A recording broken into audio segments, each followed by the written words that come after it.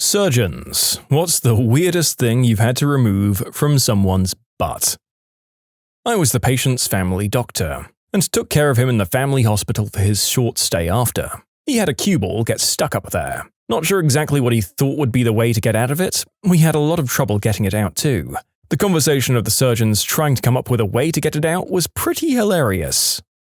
Hello folks, early commentary from the narrator here. I've often reflected in our medical videos that they seem to be like 1/3 people just shoving things up there and pretending that they tripped and fell on them, and then I saw this entire topic and I just thought, oh boy. And there are a lot of potential answers to choose from. Enjoy and prepare to feel a lot of sympathetic pain. ER doctor here. As a veteran on the job, it becomes hard to distinguish what is weird anymore, so judge for yourselves. 3 lemons, about a foot of a broom handle, a light bulb, which did not survive its adventure, so many toilet brushes, inserted brush and handle first, a series of toothpicks, any number of bottles, aerosol cans, stuff like that. And my favorite one was a simple, regular marital aid. We x-rayed it, and the radiologist's report read, there is an approximately 15 centimeter cylindrical foreign body in the large intestine extending proximally from the rectum. Judging by the indistinct outline of the foreign body, I suspect it is still turned on. Had a guy come in with a capped section of PVC pipe filled with mercury because he liked the sloshing when he'd jerk in his turkin. Had to call hazmat, and security also had to be called when he became violent because they wouldn't give the mercury-laden pipe back. ER nurse. I've seen baseballs, loads of the actual correct toys for the insertion, cans of soda, and vegetables. There should be a public service announcement about using those marital aids in the butt. It needs to have the jewels, or just some sort of base so that it doesn't get lost up there. Women's toys don't need them, as there's only so far up that they'll go. A doctor I worked with once told a man, it's okay if you want to put things up your butt, you just have to use the right things. An enormous silicone butt plug which broke off at its base inside the patient. It was shaped like a soft cone on a stalk with the base at the bottom. Had to remove it in pieces. Also an Orangina bottle 2 years before this butt plug. Would you have grounds for compensation or suing if a actual purpose-built toy broke like that? I'm not going to buy one, rip off the base, and pop it in myself, for those wondering. I'm just imagining this happening between a couple and the first moments and facial expressions of the plugger and pluggee, the latter staring at the plugless base in their hand. Oh, so many questions. A friend of mine is a surgery resident, and during one of her trauma shifts, an addict walked in with an incandescent light bulb in his rear end. It was shoved in with the white part first. They were dilating the rectum in an attempt to remove it, and the resident in charge of the procedure managed to accidentally separate the metal base from the glass globe, which immediately shattered under the pressure of the colon. They had to perform a partial colectomy to resolve the complication. Crystal is one hell of a substance. A foreign body per rectum is a fairly common occurrence. In my time rotating in the ER, the most common things have been yucca roots, avocados, shampoo bottles, and a few other things. But that light bulb story is still unmatched. I wouldn't have believed it if I hadn't seen the X-ray. I am a veterinarian. The plastic baggies that people use to clean up after their pets on walks. They unspooled in his gut and spread from stomach to colon. His owners realized what had happened when he started pooping out bags and brought him to the ER. My coworker went in to cut him, and the scene she described was hilarious. He would intermittently strain a little and poop out a little section of bags. Someone would tear them off, and he'd be okay for a bit and then poop out some more. Like he was dispensing them for himself. He was fine after surgery. When I worked in the ER, we had a guy come in with a 6-battery mag light stuck up Main Street. The funny part is that it was inserted bulb out and it was turned on. So we laid him down prone and the doctor spread his cheeks and then the room lit up like he just cracked open Marcellus Wallace's briefcase.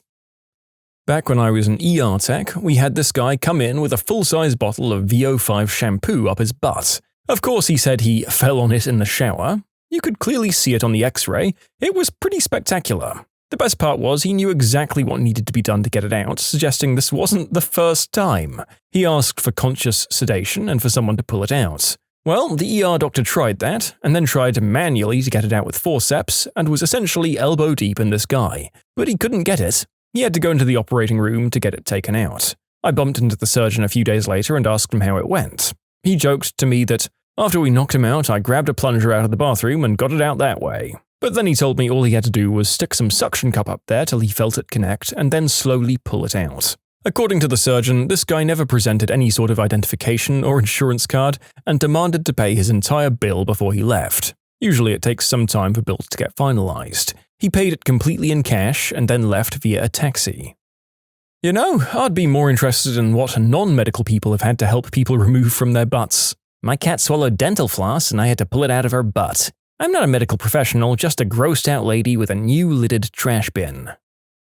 Not my story, but my friend is a radiographer. A guy came into the hospital with Barbie dolls up his butt. After scans, one came out without too much issue, but the other one was way too far up there. They were worried that if it was pulled out, its arms would open and puncture the bowel. So they scheduled surgery, the X-ray staff waiting excitedly for news. The surgeon then returned and with a serious voice announced, "We found Ken."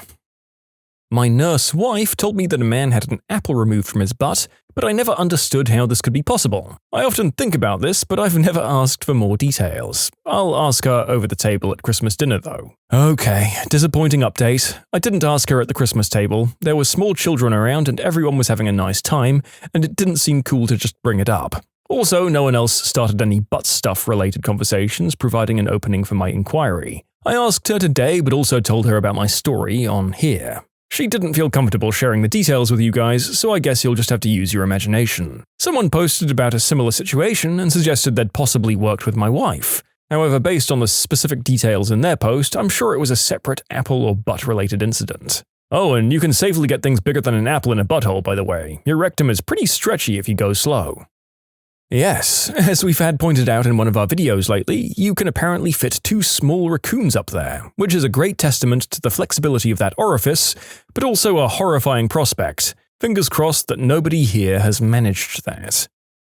Wowie wowie, do I know a lot of cases involving falling on things and other such excuses. Here are just some of the things that I know. A Buzz Lightyear action figure, a Barbie doll, plaster of Paris. They wanted a mold of his colon. Instead, it had to be cut open as it was glued shut by the plaster. Glasses, the sight kind. Jewelry, mostly necklaces. A cucumber, which, after proclaiming he fell over in the garden naked and landed on his cucumber patch, still had the Tesco wrapper on it. And finally, a light bulb. Finally, on a rather dark note, if you're a fool who slipped something up their black hole, because the butt just sucks things in disturbingly well, and you can't retrieve it, please, for the love of God, go to your doctor. People have died due to the toxic shock due to this crap. A guy here died of it in 2 weeks due to having a marital aid stuck up there and never went to his doctor. Your pride can recover, but you can't recover from death. Not me, but a good friend I've known since 6th grade who's an emergency room doctor. A straight couple in their early 20s were using a vibrating toy on her. Then they switched positions, he said it was his first time, and they had lubricant everywhere, and the slim 6-inch vibrating toy disappeared all the way up in him while it was still on. They waited and tried to get it out on their own and finally went into the ER. They were going to wait until the batteries died, but it was getting real late. My buddy tried to get it out, but he couldn't. He told the guy that they might have to do surgery to get it. The guy asks my buddy, if he has to go into surgery, can my buddy please call his mum and tell her? My buddy laughs and says, "You're 22. You get to call your mum and tell her you have a buzzing, vibrating toy in your butt that might be perforating your colon." Then my buddy remembers a guy he went to medical school with who works in the same hospital. He has freaky long fingers like E.T. that might work. The other doctor gloves up and gets the thing out, still buzzing. Just an FYI, it is really easy for this to happen, so limit the lubricant on your hands. Your colon gets like a suction thing in it and things go in easy like what happened to these guys. A homeless woman, frequent flyer and substance user came in to see us with abdominal pain. The X-ray revealed 17 oval-shaped objects in her downstairs space. They were removed by a very diligent medical resident armed with a speculum and McGill forceps, with the aid of an ultrasound tech. 17 Barbie doll heads. Their removal was made a bit easier by their long hair. There was also the man with the small fluorescent bulb in his rectum. He insisted on the doctor in the ER just pulling it out and sending him on his way. But those bulbs break very easily, lacerated colon, and they're full of toxic chemicals, like poisoning. Surgical removal was recommended, but he flatly refused because, hey, what would he tell his wife? He signed out AMA and we never saw him again. Son of a doctor here. My dad removed an entire peeled sweet potato from someone's colon once, The guy swore that he had just slipped and fallen on it. We received a patient with horrible pain that felt like constipation. He couldn't go number 2 and laxatives weren't helping. We soon found out that the blockage wasn't just constipation, it was a string of beads several meters long that had become tangled into an ugly ball inside him. I had to snip it apart and carefully pull pieces of it out. When most of it was out, his butt became a rocket engine with diarrhea as the propellant. Does this mean that you're a rocket surgeon now? Please, Doc, you've got to help me. Something's wrong with me, but I'm sure the dozens of butt beads that I crammed up my butt have nothing to do with it. You can submit your own stories to be featured here on the channel. The story submission link is in the description below. And if you want to listen to some vibey music in the background, check out easymode, also linked below, and subscribe. I've seen a small-size Fanta orange soda can get pulled straight out of a man's butt. Did you drink it? I once had a flatmate who was a nurse. She had a patient who came in complaining of stomach pains, which was caused by the cucumber he had shoved up his butt a couple of days earlier. Apparently the smell caused by pickling a cucumber in your colon is extremely nasty. Not the butt, but close to it. My sister worked in a urology clinic and has some very crazy stories ranging from at-home gender surgery procedures to this one case in particular. She had to remove almost 200 BBs from a guy's bladder via his urethra one by one, as the guy had a thing for shoving things down his wee-wee. On my surgery, we had to remove a mini Nerf football from someone's butt. He kept apologizing and saying he wasn't gay. Later, the attending surgeon told us that it's always the straight guys coming in with stuff up their butts, and they always try explaining that they aren't gay. I always love it when they come up with a convoluted story about how the thing got up there. One guy told me with a straight face that he was getting inside his car completely undressed and he forgot there was an avocado on the seat. From looking at the medical videos, I've learned that every type of object known to man has been placed inside of someone's butt somewhere at least once. We progress from sticking everything we see into our mouths as kids to sticking everything into our rear as adults, apparently. Girl I know had suspected cervical cancer. Saw 2 different doctors before a specialist examined her surrounded by trained doctors. He grabbed and pulled on what everyone thought was an inflamed, infected, tumorous cervix. It was a love egg, and it had been in there for 3 months. Don't know what qualifies as weird anymore. Between myself and my friends, there was a glass marital aid, a vibrating marital aid, a travel toothbrush holder, Campbell's soup can, cucumber, mag light, cologne bottle, Sean John, which was unforgivable, time capsule, light bulb, aerosol, and can cap. The oddest one was literally nothing. Guy comes in complaining of something stuck up their butt by the girlfriend. ER doctor feels and there's nothing there. X-ray and CT scan say maybe something in there. I don't feel anything. In the operating room, I feel deeper and still nothing. Finally do a full colonoscopy, and guess what? Nada. Firstly, when he offhandedly mentions that there's a time capsule up there, what? But also, this was not the video I was expecting to get an Uno reverse card in. Pretty sure there's something on my butt. Oh wait, there isn't. Is somehow weirder than the usual suspects. Or maybe I've just been exposed to too many of these stories now. I had a friend in med school whose assignment was to figure out how his cadaver had died. He found about $5 in quarters up the man's butt. Don't shove metal up your butt. Metal poisoning is real. Close friend is a radiologist and identified a marital aid on an X-ray with a diameter of 10 centimeters or 4 inches, and 22 centimeters long lodged in the guy's butt. The dial at the bottom broke off and couldn't get it out. Ended up on the operating table. I work in medical insurance and we get these internal newsletters from some of our in-house doctors and clinical staff with random medical facts, and had one this week which had a bit about odd things found inside of people, including, but not limited to, a live eel in someone's rectum, which was eating his colon, 40 pocket knives, a Lego tire up a kid's nose from 3 years, a pea plant growing inside a man's lungs, and a candy cane in somebody's rectum. There was a tiny bit of background info with each, but I can't remember all the details. Although the people who write our newsletters are professionals and do educate us about medical conditions and body parts, they do occasionally like to find random stuff to share with us too, like the above. Vet surgeon here might have an unfair advantage in this thread. One time, a dog ate its own foot. The dog came in with a missing paw from the wrist down. The owner had no idea where it went, but the dog also had some serious GI signs. One X-ray elucidated both problems. It's not every day you see an abdomen with a literal limb inside.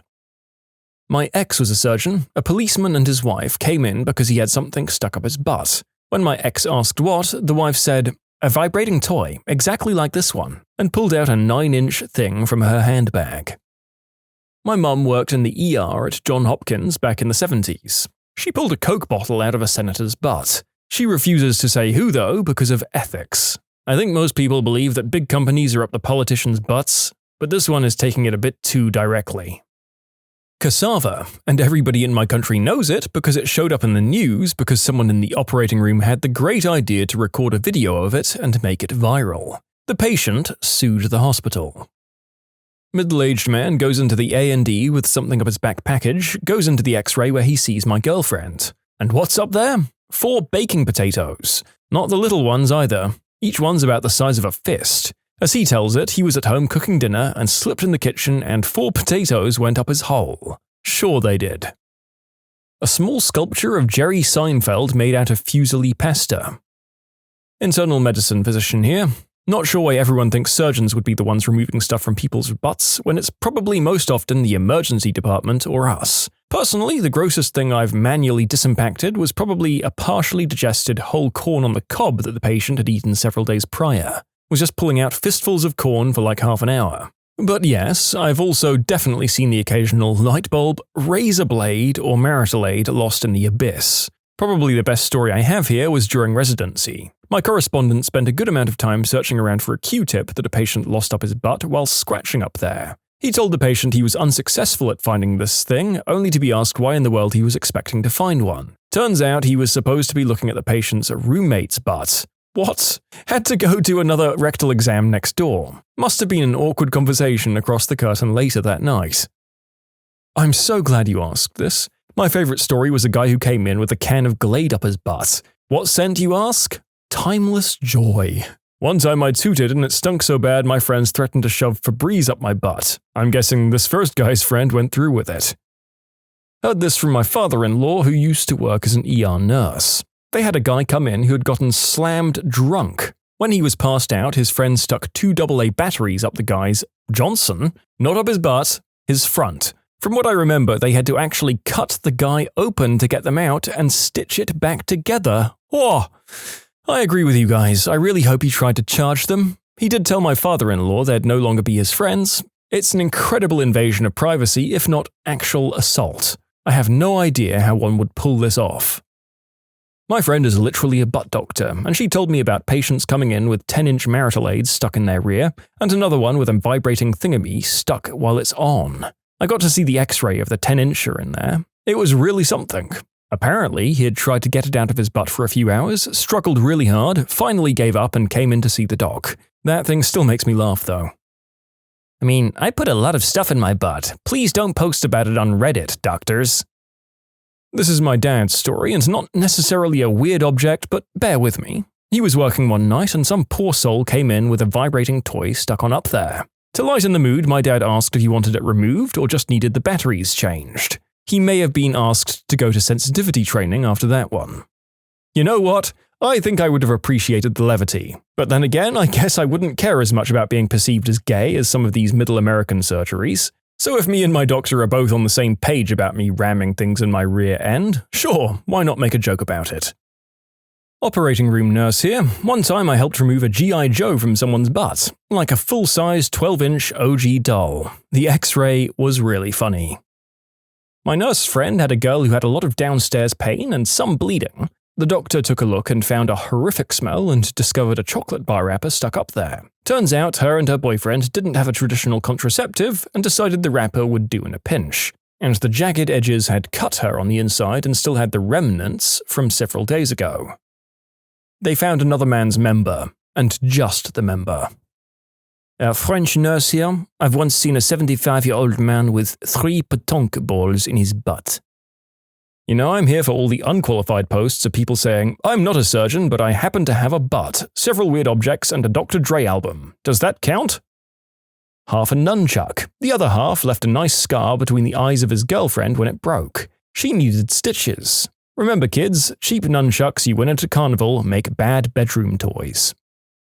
Wife is a surgeon resident. She's had to remove a toilet brush from a man's butt. When asked why it was up there, he said he wondered how it would feel. Turns out he also wondered about plungers and toothbrushes too.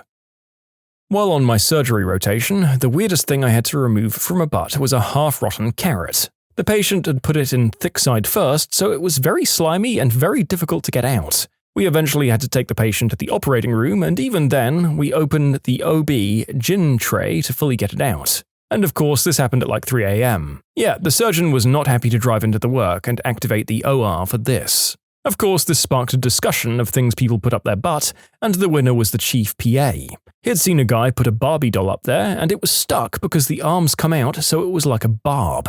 It was actually considered a surgical emergency because the hard plastic of the arms had torn apart the rectum, and he was starting to become septic. I can't imagine how the surgeon explained that to his wife. I've been a surgeon for 15 years, and let me tell you, the weirdest thing? Probably Legos. I'm talking Lego people and Lego bricks. So many small pieces. It's hard for me to watch my kids play with them now knowing what I know. What's your best example of sweet, sweet karma? One morning I stopped at Dunkin' Donuts on my way to work for some coffee. It had already been a not-so-great morning, so I wasn't in the best mood. The guy a couple of people ahead of me got a large iced coffee, which is 32 ounces at Dunkin' Donuts, and he ended up being parked next to me in the parking lot. So I'm getting in my car and happen to glance over and notice that he's in his car, but his enormous coffee is on the roof of his car. So I waved at him and pointed to his roof. He looked at me, and for whatever reason, his reaction was to flip me off. I don't know if he thought I was making some kind of rude gesture, or if I was just a weirdo, or what. But I got to watch him pull out of his parking space. His coffee stayed put while he backed out, but as soon as he braked to shift gears, that thing just dumped all down his front windshield. It was honestly one of the most gratifying moments of my life. Happened to me with a bucket of KFC. I thought the girl that was gesturing at me was just saying hi. Next thing I know, chicken was raining down my windshield. I picked up some of it. If it didn't hit the concrete, it's still good to eat, right?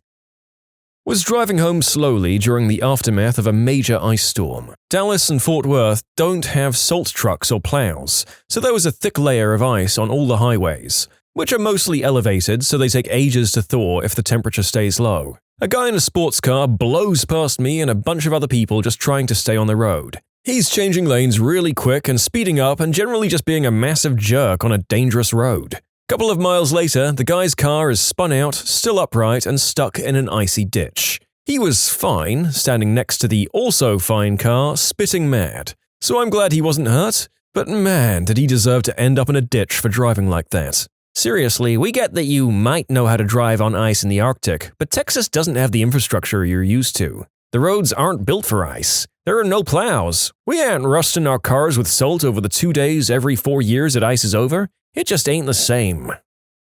The kids in my neighborhood, including me, liked to toss snowballs at passing cars. One day a guy in a purple pickup truck drove by and we lit him up with 4 or 5 of the little snowballs. About 2 minutes later, the same truck comes back up the road, revving the engine loud. He zooms by and his arm comes out of the window holding a snowball about the size of a soccer ball. Somehow he nailed the neighbor kid right in the chest with that snowball, and the kid crumbled to the snow from the impact. We heard him laughing his butt off as he drove away. I never saw the purple truck again. Don't throw snowballs at cars, it's more dangerous than it seems. For the drivers. I still feel like a tool when I remember, even though I was only 11 or so. This is so goddamn funny and perfect karma. I bet that guy was smiling for the rest of the day. I know I would have been. Just try not to think about the possibility that you hurt anyone.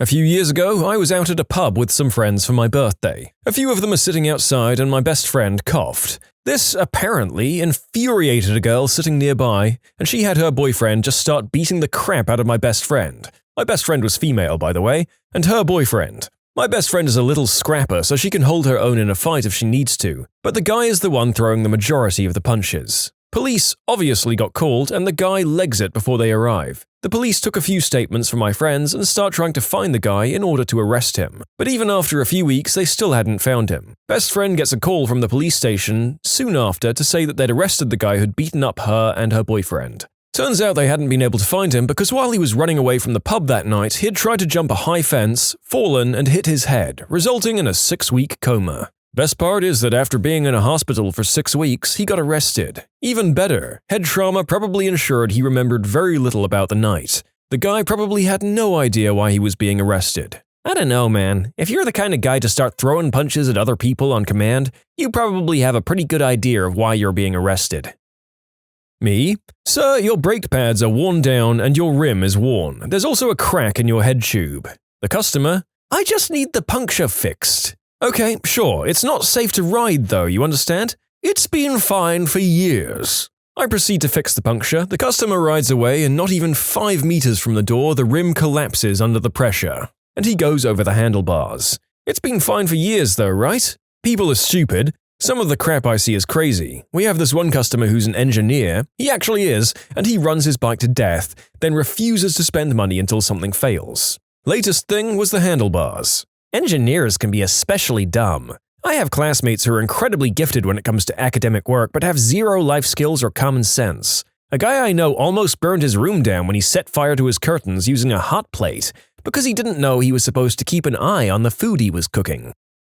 This kid I would go to school with. Met him my freshman year and could tell right away he was a huge idiot. He would constantly brag about all the substances he did, and he would call girls fat and stupid C-words right to their faces. He even hocked a loogie on one of my good friends who tried to get into his fraternity's party. This kid is also 6'3" and 220, so unless you're that big, there's nothing you can really do. Well, just last week he called some girl fat, and when she got up in his face, he knocked her out and literally body-slammed her friend coming to her aid. The girls went to the police and told them everything. When they went to his house to arrest them, there was a glass pipe and clear view. So through reasonable cause, they searched his room. They found a ton of Xanax, white snow, and green herb, so not only is he going to jail for attacking the girl, but also felony substance charges with intent to sell. Lesson to be learned, karma is a B word. I used to rent my sister's house. She moved out with her boyfriend, now husband, and my brother and I rented the house from her. We were in our early 20s and boys, and the place was never going to be immaculate, but we certainly didn't trash it. My sister has somewhat unreasonable cleanliness standards, however. She inspects the place one day while we're at work and flips out, kicks us out 2 days before Christmas. The next tenants absolutely destroyed her house, tore up floorboards and spray painted the walls. Destroyed it. We were messy, but would never have done that. There was no apology. Our relationship was very rocky for years afterwards, hardly ever speaking to one another. I think in a way she blamed us for the damage, like a "if you didn't make me evict you, this never would have happened" sort of way. But we had experiences to draw from our pasts, where not talking to family has resulted in unfinished business when a family member dies, and she's always been more like a mum to me as there's quite a large age gap between us. We sort of just started hanging out again, mainly for my nephew, as I was his main male role model for years, and eventually we became friends again. Though I'm a little salty with her at the moment because we were supposed to see the new It movie together and she's gone and seen it without me, I'll get over it. And no, we don't talk about it, it's not funny yet. The moon landing conspiracy theorist who followed Buzz Aldrin until Buzz punched him right in the face. Why is it always so gosh darn satisfying when you see the girlfriend be like, "Just ignore him, he's stupid, just ignore him," and then they go too far and she just kind of moves to the side, giving the signal to punch him. One of my former bosses, he was a hotel manager for a corporate company, worked off salary and never had to clock in. The guy was as dumb as rocks. If you were new and had a question, he'd literally only say, "Look at the manuals." Never anything else. He was present maybe 2 hours of his entire week. He never came in, somehow never got caught after 10 years of working there. Well, the guy got canned 3 days after I quit. It all caught up with him eventually. I've heard 3 years later and he's still struggling to find a job. When you've held something down for 10 years and get fired, it doesn't look good. Yep, some of my best managers have had the same statement in new jobs: there are no stupid questions. And while that isn't necessarily true, it's a great thing for nervous new hires to hear if you can back it up. A dude on a bike somehow caught a ball kicked at him and he ran away with it. I came back to a restaurant one day a week I used to be head chef at after I left the industry. They were short-staffed and willing to pay me an absurd hourly rate. First day back, the new head chef, who didn't know I'd worked there before, literally screamed at me and told me, "You, bossy C-words like you are why I treat women like crap." The restaurant owner happened to be dining at the bar when this happened, and the guy in question was promptly fired. I hope he's miserable. Haha. Vile sexism aside, how dumb do you have to be to do that? It was later revealed to me that he has a very severe alcohol dependence and problem. I think that accounts for the volume, at least. Back when I was washing dishes at age 16, this one waiter would just throw plates and silverware into the bus tub I used for soaking particularly caked on or messy food. The crap would splash all over me every time he threw it in there. Eventually, I just shot him with the industrial dishwashing hose, and he got sent home because he couldn't wait tables soaking wet. It is well known in every restaurant I've ever worked in, 10 years in the industry, that if you splash the dishwashers while putting crap in the tubs, you could expect a spraying the next time they saw you. Don't mess with the kitchen. Dish pit counts as the kitchen.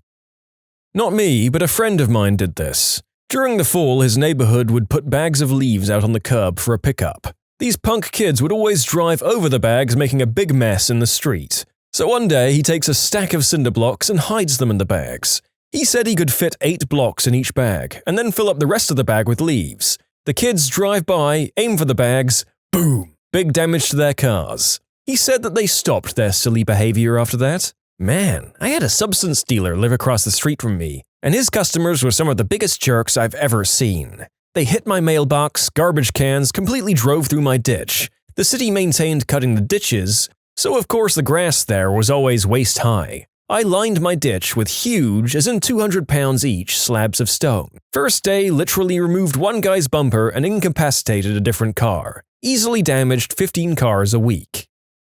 My first-year college roommate cheated on each of the 3 girlfriends he had that year. I'd bet my house that he continued to do this all through college and beyond after I stopped living with him. Just last week, I found out from a mutual acquaintance that he'd discovered his fiancée had been cheating on him about a month before their wedding. I mean, you had that coming, you idiot. You can submit your own stories to be featured here on the channel. The story submission link is in the description below. And if you want to listen to some vibey music in the background, check out easymode, also linked below, and subscribe. I tried to bully a kid by hitting his bike with mine, and I went right over my handlebars. I respect that you'd come into this thread and be like, I was the jerk.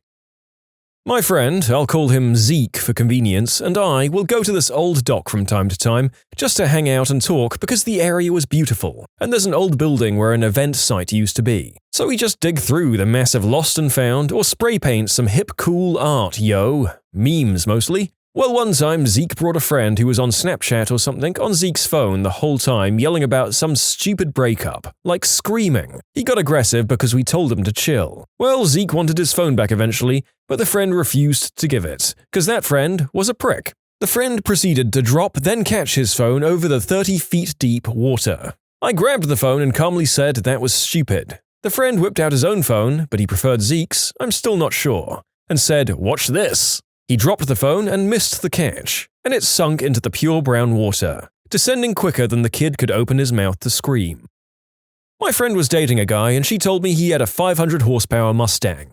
I went for a ride with him. He later totaled that one, doing 40 miles per hour in the rain with traction control off, with drag radials, and he got a newer one with 700 horsepower. I turned down a ride in it and talked my buddy out of it. The guy had skills but nothing resembling judgment. It passed traffic at 140 miles per hour with 3 passengers. As of Friday, that's now his 700 horsepower coffin. Well, that got darker than I was expecting on this thread. I definitely had friends growing up that I wouldn't get in the car with in this day and age. Not sure if this happens to any of them, but I hope not.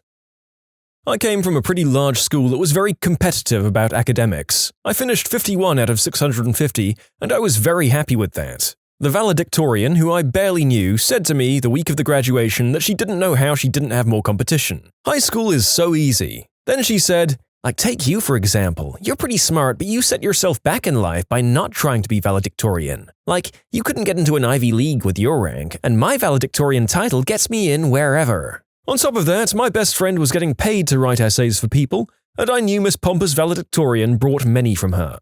I mostly forgot about this girl and moved on with my life. I graduated college, moved back to our hometown, and got a good-paying job. The first weekend back, I ran into her. She works as a cashier at Target. You bet I went through her line to say hi. I sincerely wish her all the success in the world now, but it also was really good to see reality found her. Don't you love it when a big fish in a small pond gets introduced to the ocean and realizes how small they actually are? You're not hot crap if you can't swim against the ocean currents. How good did this feel? Hey, insert valedictorian name, how are you? Yeah, I just moved back to town and I got this great job at amazing company. How about you? Are you working here to pay for uni? No? This is your full-time job? Oh, okay, that's cool. Valedictorian, my butt. In the mid-2000s, my sister passed away from cancer. The entire school knew about it because she had been able to attend the school for weeks. She had to stop shortly after, but everyone knew we were siblings. Anyway, I had this bully that tormented me fairly often, mostly stupid kid stuff. The day after, he told me in the lunch line, "I'm glad your sister died." That was the first and only time I punched someone first. I broke his nose and got a 10-day vacation courtesy of zero tolerance. When my friends and I dumped bottles of glue into this other kid's snow boots in 6th grade because earlier that day he nailed me in the face with an ice ball and laughed at me while my face bled. His boots were completely ruined, and he couldn't go outside for a while. I don't remember the teachers doing anything about it because we didn't have security cameras at the time, and the kid was a little crapbag, so they probably didn't care. Today at lunch, I kept telling my preschool student to stop looking under the table because he was going to hit his head. Halfway through my 3rd repetition, he banged his head on the table. He stopped. I and my parents were on the highway, and we were at a part that didn't have passing lanes. I think it might have been a national park or something, and this guy kept on tailgating us. He almost nudged our car as well, and since he couldn't pass us, we were stuck like that until we passed the park. The guy seriously almost caused us to crash our fricking car, with how ridiculously dangerous he was driving. He passed us eventually, and about 5 minutes later, we saw him pulled over by a cop. There's a video of some D-bag in a truck annoying a lady on a highway. She's filming him, and he very aggressively pulls up beside her and flips her off before purposefully cutting her off. But when he slams on the gas to get out in front of her, he loses control of his truck and immediately wrecks it while the lady continues to film. God, that felt good. One of my co-workers' kids was being super crappy to the animals. We train horses and take people for trail rides, as well as have a crapload of farm animals. He was chasing the older horses and the chickens with a stick, and they were all just kind of putting up with it. Now my horse and the milk cow were chilling together in the corner, and he tried to hit the cow with a stick. And oh boy, neither of them were having any of that. My horse swung his head at the little piece of crap and showed him his teeth. He would never actually bite or touch him, but he knows how to look scary as all get out when he wants. And the cow head-butted the kid into the dirt while the horse had him distracted. Guess what? He has a lot more respect for animals now, and he stopped trying to hit them with sticks. For those of you wondering why we didn't make him stop, we figured he'd hear it better from a 1,000-pound animal. Non-commissioned officer in the Royal Navy. A few years back, had a lazy officer, a pilot, doing my report for the year. He never filed it and my promotion went back at least a year because of that. I later heard he got promoted to lieutenant commander. Turns out he was faking his medical documents so he could keep flying as he was no longer medically fit. Discharged from the Navy, no pension and a criminal record. If he was honest, he would have got a medical discharge and a medical pension. I was promoted in the end, but it took longer than it should have. 2 of my friends got involved in a love triangle. One did the deed with the other's wife, then told him about it because that's what a real friend would do, and then after a few random incidents, this butthole decides he wants the wife as his new girl. He calls the other friend and tells him he's coming to kill him and take his wife. Highly drunk, by the way, to which he was told, "If you come here, I'm gonna crush your skull with a bat." He proceeded to walk for hours to get there to do what, do you ask? To get the crap beat out of him with a bat. Didn't die, but was severely beaten, and it took surgeries to fix things, including a shoulder replacement and completely removing about 6 inches on his humerus. Investigators said they estimate he was hit between 35 and 50 times. There's a strange scale of trying to do the right thing, failing to continue to do the right thing, effing around and finding out here. What an interesting story of self-discovery it was.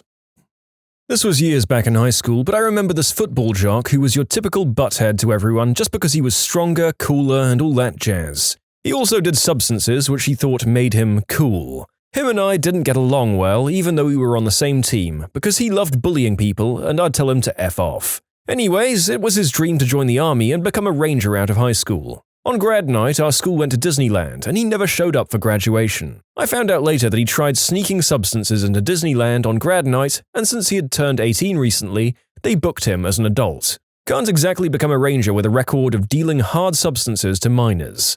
Felt like that was payback for all the bullying and nonsense he pulled for years. The company I worked for got bought out, and one of our executives basically sold many of us out with demotions, firings, etc. It was bad enough that it was happening. But this guy just wouldn't be honest and candid with us during the process. At some point, people got wise to the situation and there were mass resignations. The executive that had sold us all out got fired one day due to his inability to retain the team and left the building with tears in his eyes. I was at the beach and this lady was sunbathing in front of me with one of those aluminium tanning sheets. She had her leftover food in a styrofoam container wrapped in a plastic bag, and a couple of seagulls were beginning to grab at it. About 6 or 7 were sort of pecking at it, and I got up to shoo them away. More had congregated, and I tapped her shoulder to let her know what was up. She looked at me, rolled her eyes, and literally waved her hand, dismissing me, and laid back down. The 6 or 7 seagulls had doubled, and I once again got up, shooed them away, and alerted her to the upcoming disaster. She once again rolled her eyes and was clearly not to be bothered by a concerned beachgoer. At this point, I was mildly hallucinating at the edible I'd taken earlier, and said, "Frick it," and watched about 50 seagulls slaughter her leftovers. She got up in a frenzy, birds and food everywhere. Never have I laughed and pointed so hard at a person in my life. It was uncontrollable. Tears were streaming down my face as she got up, terrified and shocked at what had just happened. It was so satisfying. I don't think I've laughed harder at anyone else's expense since. Just thinking about it now brings back wonderful feelings. How have you got a repeat marketing or scam phone call off your back? I got a call from the Social Security Administration. I asked for the company's address, and he paused and said, New York, America. I took a call from the "I hear you've had an accident that wasn't your fault" call that I get about once a week. It's automated at first, but as soon as I said yes, I got put through to someone. I spent 20 minutes explaining how someone reared into my lane and crashed into me, and it wasn't my fault. At the end, when they asked me for details on the damage, I explained that they'd bent the handlebars a bit, but the bicycle was mostly okay. They hung up on me, and I haven't heard back from them in about a month. I always answer, "Hello, Federal Bureau of Investigation, Telemarketing Fraud Department, how may I help you?" For some reason, they always hang up on me. Yeah, got a call from the duct cleaning people. I told them I don't have ducts, I have geese. They just hung up on me and haven't bothered me since. I told them that I was a member of their branch, a floor above them, and that they misdialed. They said, "Frick you," and hung up. I didn't get a call back from them for a few months. Oh man, this is great. I think I'm gonna have to finally start picking up on these idiots and take my own spin on this. Let them go through whatever little spiel they have, add in a little giggle here and there, and finally just start laughing and tell them it's James or Cindy down the hall, and ask them out on a date. I asked them for their social security, and they hung up on me. Whack. Haha, I just did the same. I answered all worried and said, "So, I can borrow yours for a while instead, right?" They got angry and hung up on me. No calls back though. The thing that really gets them is wasting their time. They're getting paid to make calls, so the longer you keep them on, the better. One thing I like to do is start rambling a story that goes nowhere, like Grandpa Simpson does on The Simpsons. You know, "Survey? Yes, I've taken some surveys in my time. Why, I even worked on one. Now I think it was in '06. Or was it '07? No, it must have been '06, because that was the winter I crashed my Buick. God, I missed that car. It was such a beautiful shade of green like the jungle. Now, I've been to the jungle, and boy, do they have mosquitoes." You know, as a working voice actor, I can't help but feel like I'm really missing out on some opportunities to have some fun with these people, instead of my usual frustration. A pity that most of mine seem to be robots, but oh well. I'm sure another scammer will call again since it's just an act that all of them do, but I got a social security scam call. They told me they'd found 22 pounds of white snow in a Toyota Camry with some blood in the front seat because they always say that exact line. I responded, "Oh my god, that's terrible. So are you telling me that this was not you who left the car there?" "No, that was me, but I had 30 pounds of white snow in that car. Are you telling me that 8 pounds went missing?" So he was very confused, and I was accusing him of stealing it. Then he started swearing at me until he hung up. No, it was a silver Toyota. Wait a minute, is the body still in the trunk? The last call I had was the standard, "You've been in a car accident." I had a little chat with them, but they hung up once I told them I'd been decapitated in the crash. I always hit the button to speak with a person or get more info, or sometimes they call with a live person to begin with. I put on my most seductive voice and say, "Hey baby, how you doing?" They usually hang up immediately. If not, my next response to whatever they say is, that sounds really hot. What are you wearing?" Pretty close to 100% hang up and just don't call back. This guy keeps calling me, telling me that there's a warrant out for my arrest and the cops are looking for me. Cool. I'm like, what town do I live in? What town do you live in? The guy gets teed off and hangs up. I crap you not, he calls me back in a week. I'm like, oh my god, it's you again. Did you figure out what town I live in yet? And he says he fricking hates me and hangs up. Never got another call. I tried to troll a guy who was clearly calling people to get their bank account information by saying they were giving away money to help college students. He was from India and was dedicated to his job. I tried to tee him off for about 30 minutes, but he kept interrupting me and I eventually told him to F off and hung up the phone. He kept cutting me off and saying, "But my friend! My friend!" I got a call. They started reeling off this massive script. Finished probably after 2 minutes of solid talking, and I politely sat through the whole thing. I paused and said, "Sorry?" She said, "Again?" and started the whole script again from the start. Another 2 minutes solid talk wall later and I said, "Sorry?" This time there was a bit of frustration in her voice. "Again?" And once again did the whole 2 minutes again, aggressively this time. "Sorry? F this," and the call ended. Just play dumb and eat up their time. They're playing a numbers game and don't want to spend 30 minutes with someone that gives them nothing. In that 30, they would rather get shot down 20 times and maybe find one old lady that they can trick. My grandfather got fed up with telemarketers one time in the late 90s and early 2000s. His response? He stayed on the phone with the guy for over an hour, acting super interested in the guy's sales pitch. He had them so convinced that they actually sent a sales representative to our house. Grandpa then proceeded to string this poor idiot along for another few hours while he sat there smoking cigarettes and constantly changing the conversation. Then, once the guy finally thought they'd come to some sort of business agreement, my grandpa flat out admitted that he was never actually interested and told the guy to F off and leave the property. Never mess with a bored old man with a lot of time on his hands. Not that I want to sprint towards the grave, but I can't wait to be retired and have nothing to do. I may actively seek this crap out. I unplugged the landline. It was either that crap or my father-in-law, so win-win. Answer the phone, connect to an agent, mute your phone, and carry on with what you were doing. They quickly take you off their dialers when you waste their agent's time.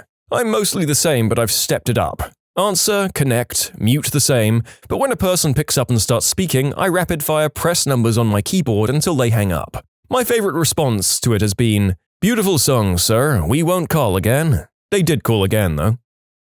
We don't have a receptionist at our office. Everyone is responsible for answering the phone, but it seems like I'm the only person willing to answer the GD phone here, which means I get all the spam calls. I recently started just deliberately annoying them and playing music on the keypad, and it actually helped. It's funny to see which spammers will hold out the longest. The longest I've had someone on mute was 4 minutes before they hung up.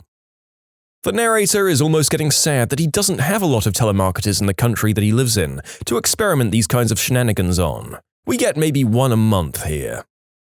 I've got one unknown caller that likes to cuss me out for leaving him on mute, to see if I'll take him off mute to yell at him. I think he just wants to sample my voice. A few weeks ago, he just left a voicemail saying, "John, you're a prick." I'm curious as to what his scam is, but not curious enough to actually engage. This is a landline. One phone in my house is just an old Plantronics headset. Doesn't have caller ID, but allows me to answer with it already muted. The only time I pick up without a known caller ID is using this headset, just for entertainment. Sometimes I'll unmute it long enough to say hello, then go back to mute. If I hear the call center boop tone, then I can just hang up at that point. My friend speaks English, Spanish, and Russian. He would just start switching randomly between languages, and each language had a different personality. He would confuse them into total submission. They rarely called back. Got called that there was virus on my computer. Told them this was impossible, as I throw my computer in the river, so the police couldn't get any evidence on me. Haven't heard from them since. I love these guys. I have a gaming keyboard with a bunch of extra keys off to the left that are bound to similar keys on the normal keyboard. SteelSeries stealth mode, such as 1 through 9, WASD, Control-Alt-Space, and a handful of others. So many times I get people upset because when they ask me to look at the lower left corner of my keyboard and ask me to tell them what key is to the right of the control key, I answer the C key, because that's what's there on my computer. Completely throws them so far off their script that they implode and normally start cussing me out. I tell the Microsoft ones that they couldn't possibly be real because I pirated my copy of Windows. Sometimes we get down to the tangent of them knowing who I am and that they're sending the police to arrest me if I don't pay up. Either that or I play super dumb and ask if they're talking about that there invisible web machine. I used to be a cable guy, and I can't tell you how many times I had to explain to a customer that their computer was not in fact the internet, and that their computer not working didn't mean that their internet was out. I try to pass on that frustration to people who really deserve to feel it. My dad and I were on a road trip with his phone connected to the speakers via Bluetooth. He gets a call about this guy wanting to give my dad a credit card with some high credit for just $1. My dad knew this was a ploy to get his credit card details. He led him on for at least an hour until my dad just goes, "Nah, I don't have $1 to spare, that's too much for my poor self." The scammer was so mad he was yelling, "But sir, it's only $1! My dad just laughed and hung up. Good times, we laugh about it still. The phone scam that puts you through to someone who says you've been in an accident no longer calls me because I just kept telling them an elephant ran out in front of my car and it was a hit and run, didn't get the plate. My wife got a call from Microsoft. I acted confused and asked if they were from a help desk or something because I'm on my work laptop. After a bit, I told them I work for a big tech company, and if my laptop is having problems, it should be HR calling me. They panicked and hung up, pretty sure she hasn't gotten another one since then. It didn't help that she didn't own a laptop, she only had her company one, and that mine was a Mac, so we literally didn't own a Windows box at the time.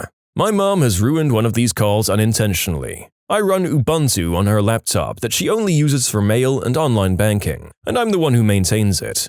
She got one of those calls and actually talked to them for a good 10 minutes. She really tried to follow the instructions and everything. Finally, the caller asked which version of Windows she was running. Ubuntu? Ubuntu. And they hung up and never tried again.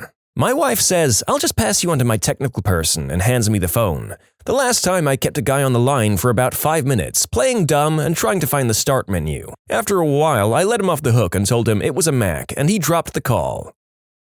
You can submit your own stories to be featured here on the channel. The story submission link is in the description below. And if you want to listen to some vibey music in the background, check out easymode, also linked below, and subscribe.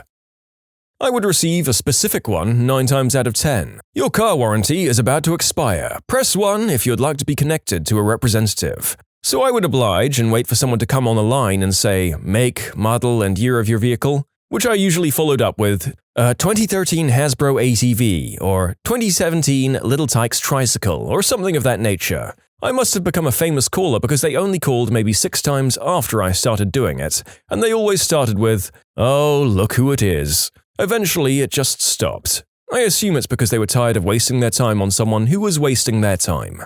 I usually reply with, "What car are you talking about?" And they'll say, "Can you confirm the year, make, and model?" And I just keep asking, "What car are you talking about?" They hang up every time. Sometimes I get snippy and petty and say, "Well, you're calling about my car's extended warranty," which means you clearly know what car I own, so you tell me. They hang up, of course. I've done that with the credit card ones. Will this be for the Visa or MasterCard? You called me and you don't know what the card is? One time they called me on my work number, asked for the person who had the number before me, who retired before I joined, and said that his car was expired, giving what was as far as I know the correct make and model. When I informed them that said coworker had retired and could no longer be reached at this number, so they should stop calling, they informed me that my vehicle's warranty was about to expire as well, even though they had no idea who I was. I hung up on them at that point. I mean, on the last one, you can at least appreciate their can-do attitude to the situation, if not their intelligence. My main question is, how do people not just laugh at them when they realize what's going on? About once or twice a week, I'd get the Microsoft support phone call. For about 3 weeks, I would hang up on them. After about a month of this, I decided to screw with them. I let them give their line about how my computer is sending them errors, blah blah blah. I kept responding with, "Interesting, okay, fascinating," and other platitudes. When they said they wanted to connect to my computer, I told them this would be difficult. They asked why. I told them they called the server room for the Pentagon. I do not think I've heard anyone hang up more quickly. Even better, be an engineer at Microsoft and receive one of those calls while at work. Put them on speaker and proceed to mess with them with all your coworkers listening. Then bust out, "Oh, so I'm in the building on Central Campus in Redmond. Which building are you in? What's your alias so I can look you up?" Sadly, they stopped calling us after that. After I had my first child, I kept getting calls about how the netting they used for my hernia surgery was being recalled, and that I could get a lot of money if I took the time to talk to them. I told them that I'd never had that surgery and I think it must be a mistake. They asked if I was in the hospital on a given day. I said yes, because I'd had a baby, not because I'd had any surgery. It looks like their records are mistaken and to please take me off the list. I thought that was that. I got a phone call 3 times a week for months afterwards, having the exact same conversation each time. I would say, take me off this list right now and I want to speak to your manager. They would hang up. I could tell it was the same guy. Finally, after almost a year of this crap, I was sitting in the car waiting for an appointment. I was pretty early and had a lot of time to kill. They call me again. Me? You've made a mistake. Take me off this list and I want to talk to whoever's in charge. He hung up. I realized that I actually had their number on my phone, so I called him. I have your number now. I'm not going to stop calling until you let me talk to your manager. He said, "Ma'am, please do not call this number again, as it's my personal cell phone." Oh man, it was so on when he told me this. I repeated to call his number over 20 times. Each time he answered, I said the same thing. I have your number now. I'm not going to stop calling you until you let me talk to your manager or take me off this list for real. At one point, he even said I was mistaken and knows I had hernia surgery. After what felt like the millionth call, a woman answered.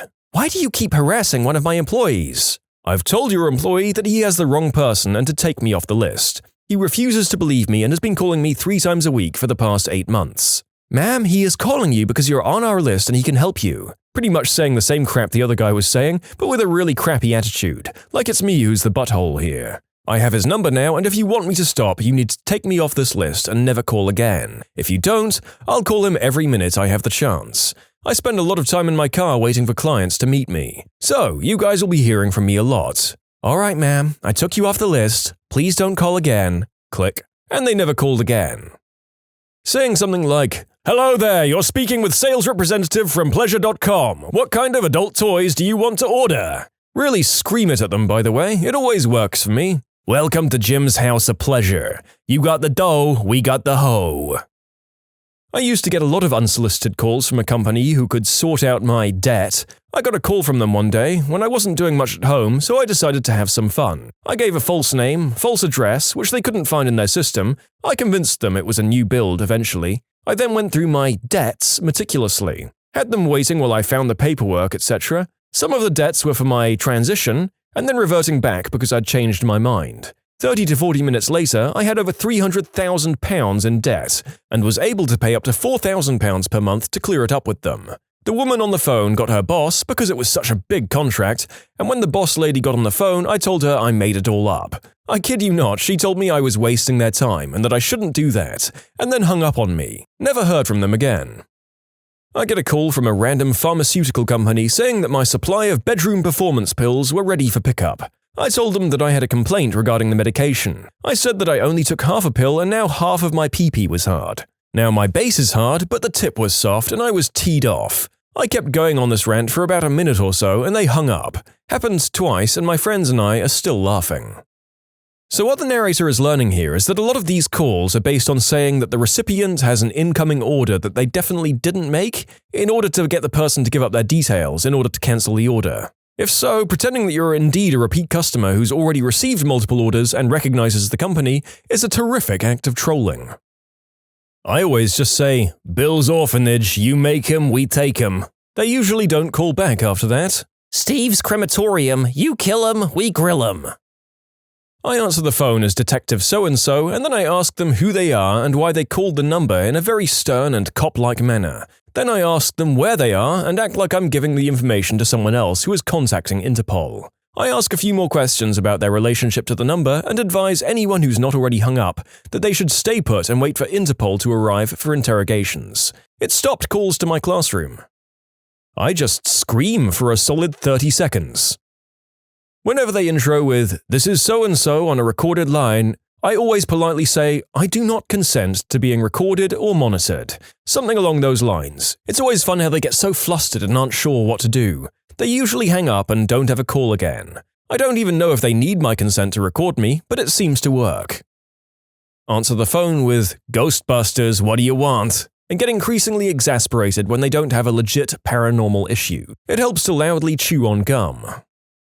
Not me, but my grandma. After Grandpa died, she started getting phone calls in the evening from an insurance agent trying to sell her insurance for her husband. She's very polite, but she always says, "No thank you," before she hangs up the phone. This goes on for almost a week. Grandma is really beside herself about these calls, and she tells my mum how upset she is with this man. One evening, I guess the guy was really impatient with her, and before Grandma could say, "No, thank you," the agent asked, "But ma'am, you need your husband to be covered. Don't you care if he's covered?" To which she promptly replied, "He's covered with 6 feet of dirt. Is that enough coverage for you?" The man hung up and didn't call again. Grandma was a really nice lady, and she was embarrassed that she lost her temper with that guy. My sisters and I loved that story. I got a call from one of those, "You've been selected for a free trip to the Bahamas" scammers. I told them that I couldn't do that right now. "Oh no, sir, you don't understand. It's free. You just need to—" No, I understand that, sir. It's just, I'm currently under federal investigation and I can't leave the country. "Oh, I'm terribly sorry, sir. I'll remove your number from our list. Have a wonderful day." Click. I always interrupt early and say, "Ma'am, I want to hear all about your product. But first, let me tell you about my personal savior, our Lord Jesus Christ." They usually disconnect before I get to the word Christ. "I'm ringing about your recent accident." "Oh, you mean when I ran over all those children?" I'm sorry? I know, I shouldn't have gone flat out in a school zone. Okay, Did they figure out which heads went with which bodies? Click. Which mysteries for the ages have finally been solved? The McStay family disappearance and murders. In February of 2010, the McStays, a family of 4, seemingly vanished from their home, abruptly. A carton of eggs was left open on the counter, and the family dogs were still outside in the backyard. The scene was eerie and complicated because the home the McStays lived in was in the process of being renovated, so a neat and orderly home wasn't the norm at this stage. It appeared there was missing furniture and the usual mess that comes with construction, some freshly painted or redone surfaces mixed with older versions. From the outside, it appeared the family just took off. Neighbor had surveillance that captured what appeared to be the bottom of the family SUV leaving the driveway. Since they were living in California, the border to Mexico wasn't far, and authorities found footage of what appeared to be the McStays walking into Mexico with their 2 little boys in tow. The family SUV was found abandoned in a mall parking lot near the Mexico border. 3 years passed before the bodies of the McStays were found buried in shallow graves in the California desert. The bodies appeared to be in advanced decomposition and there were signs of blunt force trauma. A sledgehammer was also found buried with one of the bodies. Chase Merritt, a business partner to Joseph McStay, was arrested and charged with their murders in November 11, 2014. His trial was delayed for years until 2019. He was sentenced to death. Motive? Chase had a gambling addiction and had been and continued embezzling money from the business. His DNA was found in the McStays' abandoned vehicle. He bludgeoned his business partner and their family to death for money. The disappearance of Antoine de Saint-Exupéry, author of The Little Prince, who was also a French reconnaissance pilot during World War II. In 1944, he took off on a reconnaissance mission from Corsica and never made it back, and there was never any evidence of what might have happened to him and his plane. Finally, in 1998, a French fisherman pulled up his net and found wrapped in it a silver bracelet engraved with Saint-Exupéry's name, and in 2004 a diver searched in the area and found the remains of his plane, which had apparently been shot down by a German fighter after all. Not exactly solved as there's no 100% confirmation, but the whole "what's the main buyer of glitter" craze from a while back. Turns out it's highly likely, basically confirmed in my opinion, that it's boat paint. Just boat paint. To clarify, there's an article I read about a bunch of guys trying to get to the bottom of this by talking to people related to the industry. One person explained that when he worked at a boat paint company, forgot the exact wording, they went through around 10 30-gallon barrels a week. And that's just one company. He also explained that most other companies he knew basically brought from Glitterex too. That is both an ending I didn't expect and far more tame than I'd hoped, although I don't know what I was hoping for. Some sort of gigantic glitter-faceted underground civilization or a particular body paint kink that half of the world was keeping secret from the rest of us maybe. Adventures with Purpose, a great YouTube channel where a group of divers find missing people underwater after years when the local authorities don't care anymore or just don't have the resources. There once was an urban legend or conspiracy theory about a video game called Polybius. The story goes as such. A mysterious arcade cabinet appeared in Portland, Oregon in 1981, with never-before-seen gameplay. It was captivating to the point of addicting, but that's not all. Many who played the game fell sick or went mad. Some versions of the myth detail that it caused hallucinations and nightmares or drove players to take their own lives. Every version of the urban legend mentioned mysterious men in black who would check on the game every now and again, leading some to believe that this was some kind of government psyop to make people go insane. Several times over the years, it was proven to have not existed, usually by pointing to a lack of contemporary media coverage or an FOIA request that found no records of such a video game. But this left people unsatisfied. If it truly were a psyop, of course these channels would come up blank. It wasn't until a retro gaming YouTuber and journalist called Ahoy, who's a god-tier YouTuber by the way, made a video detailing his investigations. He not only proved it to be false, he found the exact person, place, time, and purpose for which the rumor was created. Honestly, it's one of my favorite watches on YouTube and possibly my favorite documentary ever made. This guy's investigation is captivating and goes into an insane amount of detail. The Windsor Hum. Residents of Windsor, Canada, have been saying they could hear a hum coming from across the river in Detroit for the better part of a few decades. Well, it turns out that when a steel producer turned their furnaces off recently, when they closed up shop, the hum stopped. People had no idea what the noise could be until the factory closed. Also, a little fun fact, Zug Island, where the factory was located, was mentioned in RoboCop and was also the destination of SS Edmund Fitzgerald before it sank. Devil's Kettle Falls. A stream separates into two sections. One continues normally, the other spirals deep into a hole. All sorts of things were thrown down into the hole in an effort to discover where the water went. Ping pong balls, various dyes. It was even rumored that someone stuck an old car down there. Eventually, someone came up with a clever idea. They measured the total water flow above and below the falls and discovered they were similar enough to deduce the two streams joined back up relatively quickly. Q Lazarus, who recorded the haunting Goodbye Horses that was later included in the soundtrack for Silence of the Lambs, was a mystery for many years. It turns out she recorded exactly 2 singles, retired from music, and is now a bus driver. Forrest Fenn's hidden treasure chest that he buried years ago and left clues to where to find its location. It was found within the last 2 years, I think. Its value has been estimated as high as $2 million, depending on the appraisal of the items.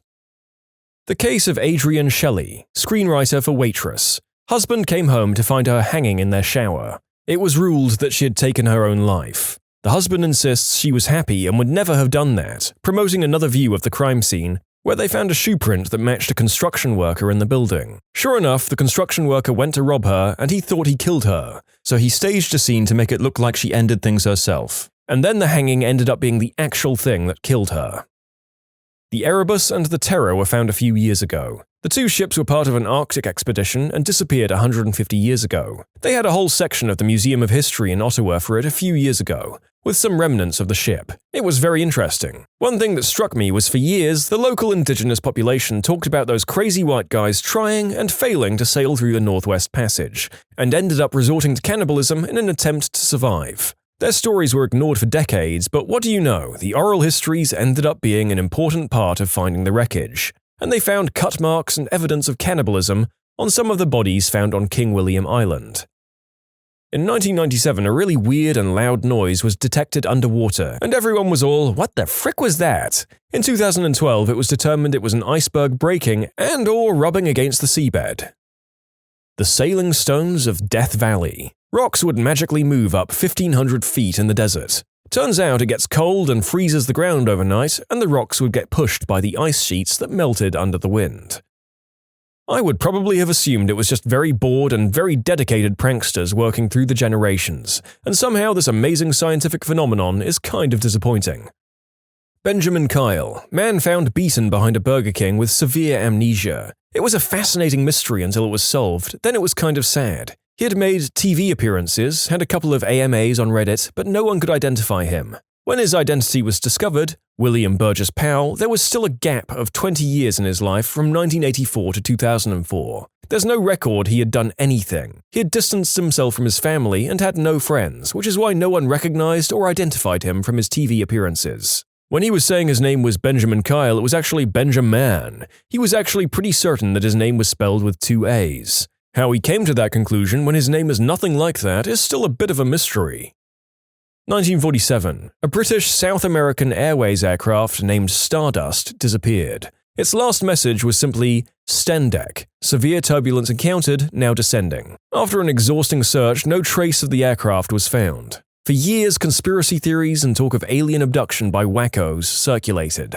Until 1998, when mountain climbers on a remote mountain found an engine, pieces of metal, and clothing at the bottom of a glacier on the side of Mount Tupungato. Turns out the aircraft got caught flying the wrong way in the jet stream while it was flying at night and used a system of timing when to start their descent. Being in the jet stream reduced their airspeed in relation to the Earth, and they smacked themselves into the side of a mountain, after which an avalanche covered the wreckage. The wreckage took decades to flow down the sides of the mountain with the glaciers. The glacier preserved the wreck so well that 50 years later, the recovery team found identifiable remains, personal items, and could read serial numbers on the engines. Amazingly, one of the landing gear tires was still inflated, and teams continued to visit the site periodically as more of the aircraft, cargo, and remains of passengers are still emerging from the ice.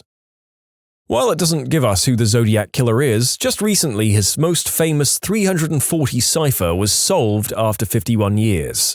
According to Oranshak and the team, the message reads, "I hope you're having lots of fun in trying to catch me. That wasn't me on the TV show, which brings up a point about me. I'm not afraid of the gas chamber because it will send me to paradise all the sooner, because I now have enough slaves to work for me where everyone else has nothing when they reach paradise. So they're afraid of death. I'm not afraid, because I know that my new life is life, will be an easy one in paradise, death."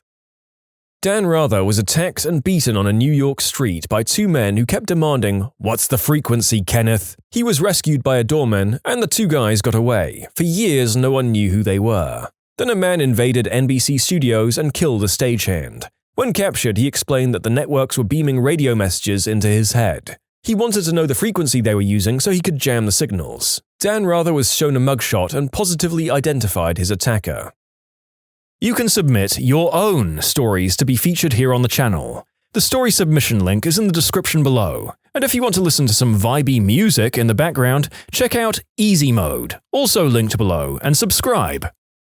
Another science mystery. Back in the 1800s, evolution theorists had predicted the age of the Earth to be several milliard years, since this would have been necessary for the current life forms to have evolved. But Kelvin, the #1 superstar of physics at the time, had used thermodynamics to calculate the age of the Earth based on the temperature of its insides, and he said it was quite a bit younger. This was a mystery for many years and was considered one of the major flaws of then-current evolution theory. It was not until the early 1900s they found the answer. Radioactivity. Decays of uranium and other radioactive elements are heating up the Earth, so the cooling takes longer than expected. The biologists were right all along, but when the scientists who made the discovery were about to present their findings, who's sitting at the back of the lecture room? It's Kelvin! Now an old man, he's still alive and has come to watch their presentation. They were terrified at the idea of having to stand in front of the Lord of Physics himself and basically explain why he was wrong, but to their great relief, he immediately fell asleep. I think about this when I myself fall asleep in physics class. It happens to the best of us.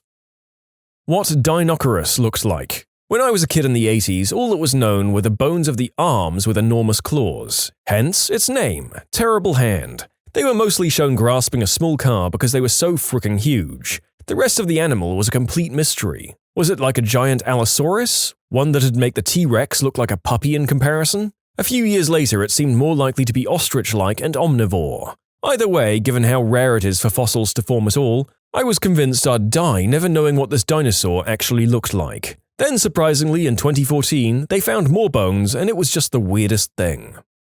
This one is strange. A guy is out drinking with friends late at night and leaves. He starts wandering the streets, and a CCTV sees him enter a cul-de-sac. Then he's never seen again. Some think there's foul play, since an accidental death would at least result in a body. But then family and friends reveal that he had a very strange habit of falling asleep in garbage bins when he was drunk. A few hours after he entered the cul-de-sac, the garbage truck came and picked up the bins. Later, after looking at the logs, it turns out that one bin weighed several hundred pounds more than it should have. But that was only recognized after it was too late. Damn. So the guy probably suffocated on trash while drunk or got crushed. Britt here. I seem to remember the police realizing quite early that he was most likely in the dumpster. They searched the landfill for months and unfortunately were not able to recover his body.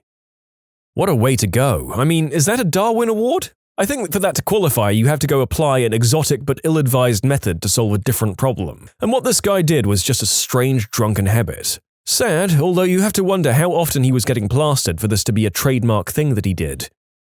Mark Felt was DT, the key source for the journalist that pursued the Watergate story. Met him once in the 80s. He was a connection through a business associate of my father's. When it came out that Mr. Felt was DT, my dad called me to remind me of the dinner that we'd had when I was a kid.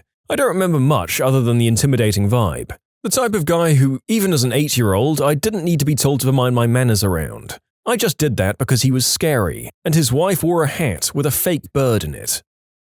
So in the early 2000s, someone posted new wave music that had been initially recorded off a German radio station on cassette around 1985. It contained about a minute of a song that became known as Stay, the second time around, that no one seemed to be able to find any more information about. This became a pretty famous earworm internet mystery until 2013 when folks on Reddit discovered the actual song and artist. It turned out it was a song by the Swedish artist Johan Lindell titled Up on the Roof, that never became any kind of hit up until that time, and had never been re-released after the original analog release. El Dorado, or the Lost City of Gold, turned out to be a mistranslation. It was just the name of some guy that got mistranslated to the name of a city. Sounds like exactly what someone who's on the trail would say. The trail that we blaze! They heard stories of a Muisca ritual where their leader would be covered in gold dust and then jump into a lake to sacrifice the gold to the gods. The Spanish called him Golden Man, El Dorado. Eventually, they believed the name referred to a city, not a person. The murders of Jay Cook and Tanya von Keulenborg. A couple from Victoria, BC went on a short trip to Washington State in 1987 and were murdered. It remained unsolved until 2018 when a genetic match on the DNA found on Tanya was found. The story was of interest to me as I live in Victoria and remembered the story on the news when the murder happened when I was a young kid. Between 2010 and 2015, I actually worked with her younger brother. He grew up and became a lawyer. Very nice guy, and I was so happy for him when they announced it was solved. The Andreen McDonald case. She and her husband Andre, yes, Andreen and Andre, originally were from Jamaica. They moved up to my town in Texas where Andre was Air Force and Andreen was a bodybuilding business owner. Andre was pretty jealous that Andreen was more successful and was constantly begging and demanding that she make him co-owner of her company. She always said no. One day he'd had it and did away with her. The gym that she frequented every single morning got concerned when she stopped showing up. She was very close with the ladies she worked out with and even gave them a key to her house. She told them that if she ever went missing, that her husband probably did it, and they knew he had an attitude. So one day, while Andre was out, the ladies went to check on Andreen. Her car was there, her wallet was there, but she wasn't. They found blood and hair in her bathroom. That's when the cops were called. Cops showed up when Andre was home and asked about Andreen. He said she was in the hospital. They asked him, if she's in hospital, how come her wallet's here? He responded simply, talk to my lawyer. They got a warrant and were able to search the house further, saw more leftover evidence in the bathroom and evidence of clothes had been found burned in the fire pit in the backyard. But no body. So all they could do was charge him with a missing persons deal. Andre was super snarky about it too. How he'd be proven innocent, how the cops would never catch on. Little did he realize how loved Andreen was, and how much Texas ranchers hate corrupt and snarky murderers. Crowds gathered daily and were given permission to sweep over the rancher's land for any sign of Andreen's body. Just as the crowds started feeling defeated and Andre started to see hope of being released, a rancher was scoping his field. He had heard coyotes out and went to see what could have enticed them. Surely enough, he found human bones, later identified as Andreen. So yeah, proper charges were able to be filed. So some ask why she stayed or why he felt jealous that she was more successful. Remember, they're from Jamaica. The whole point of coming here was to better themselves and bring pride to their families. So she was doing great, but because she was doing so good, his family was kind of looking down on him because his wife was better and more successful than him. Then she stayed with him, mainly because she wanted to try and make sure their daughter's life could be as normal as possible. Sucks that it kind of backfired for her, but now she's being taken care of by her aunt and grandma, who both love and support her. What a grim story. Not that I ever intend to murder anyone, but doing it and then staying put and complacent in a community full of people who suspect you doesn't seem like the smartest move.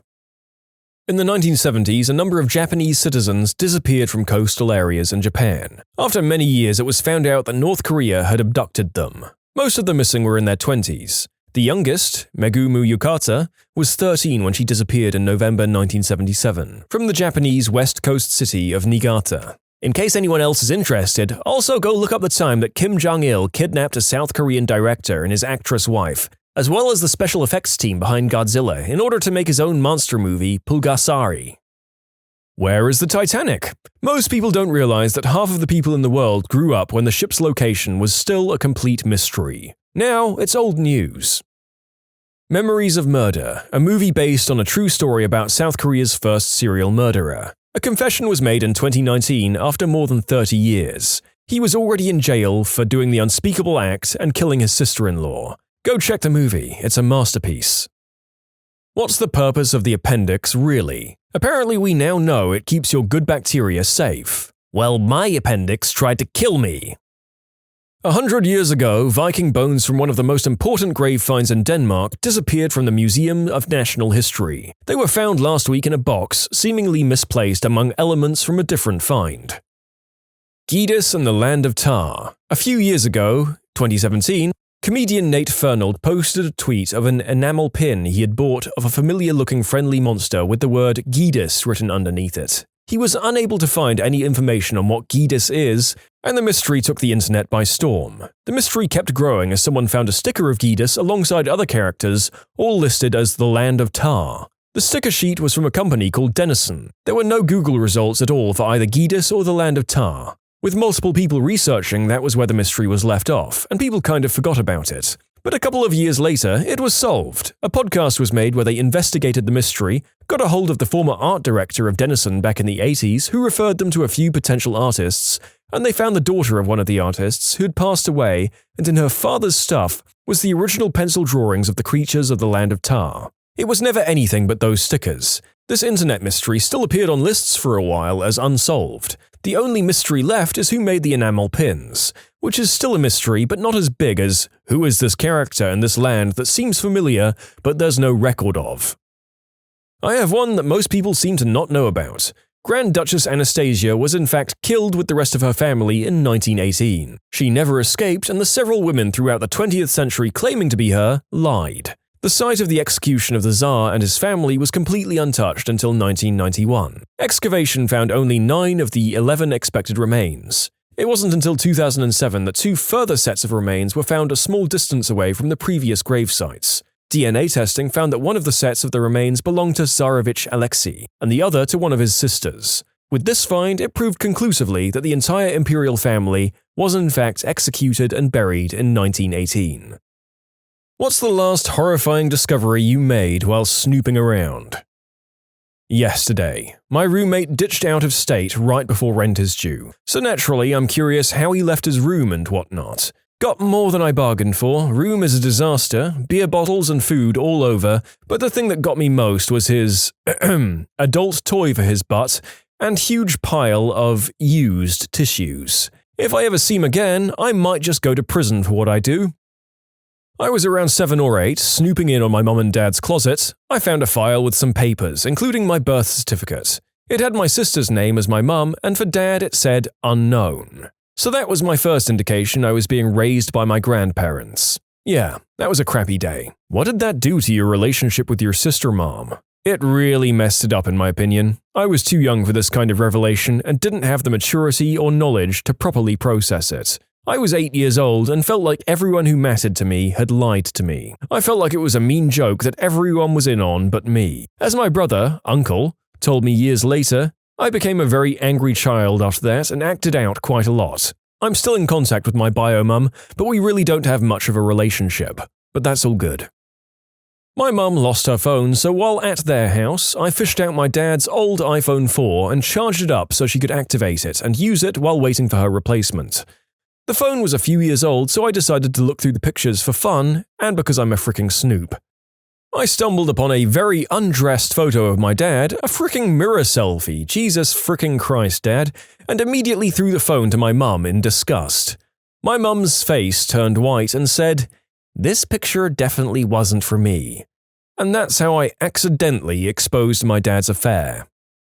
I wasn't snooping, but I used my wife's laptop one day because my computer was dead. I found out she had a secret email account and was active on lesbian dating sites. I'm male, by the way. I'm a girl. My boyfriend at the time left his email open and I saw that he was responding to ads on Craigslist and Backpages.com to meet up with, I don't even know what the terminology is anymore, I guess trans women? I always felt like he flirted with the idea of being with a guy but was super outwardly homophobic. We broke up eventually, for kind of unrelated reasons, and I saw that he's been recently in vacation in Thailand. I know what he's up to. Rubbers in Dad's backpack. He only uses that backpack when he's on business trips.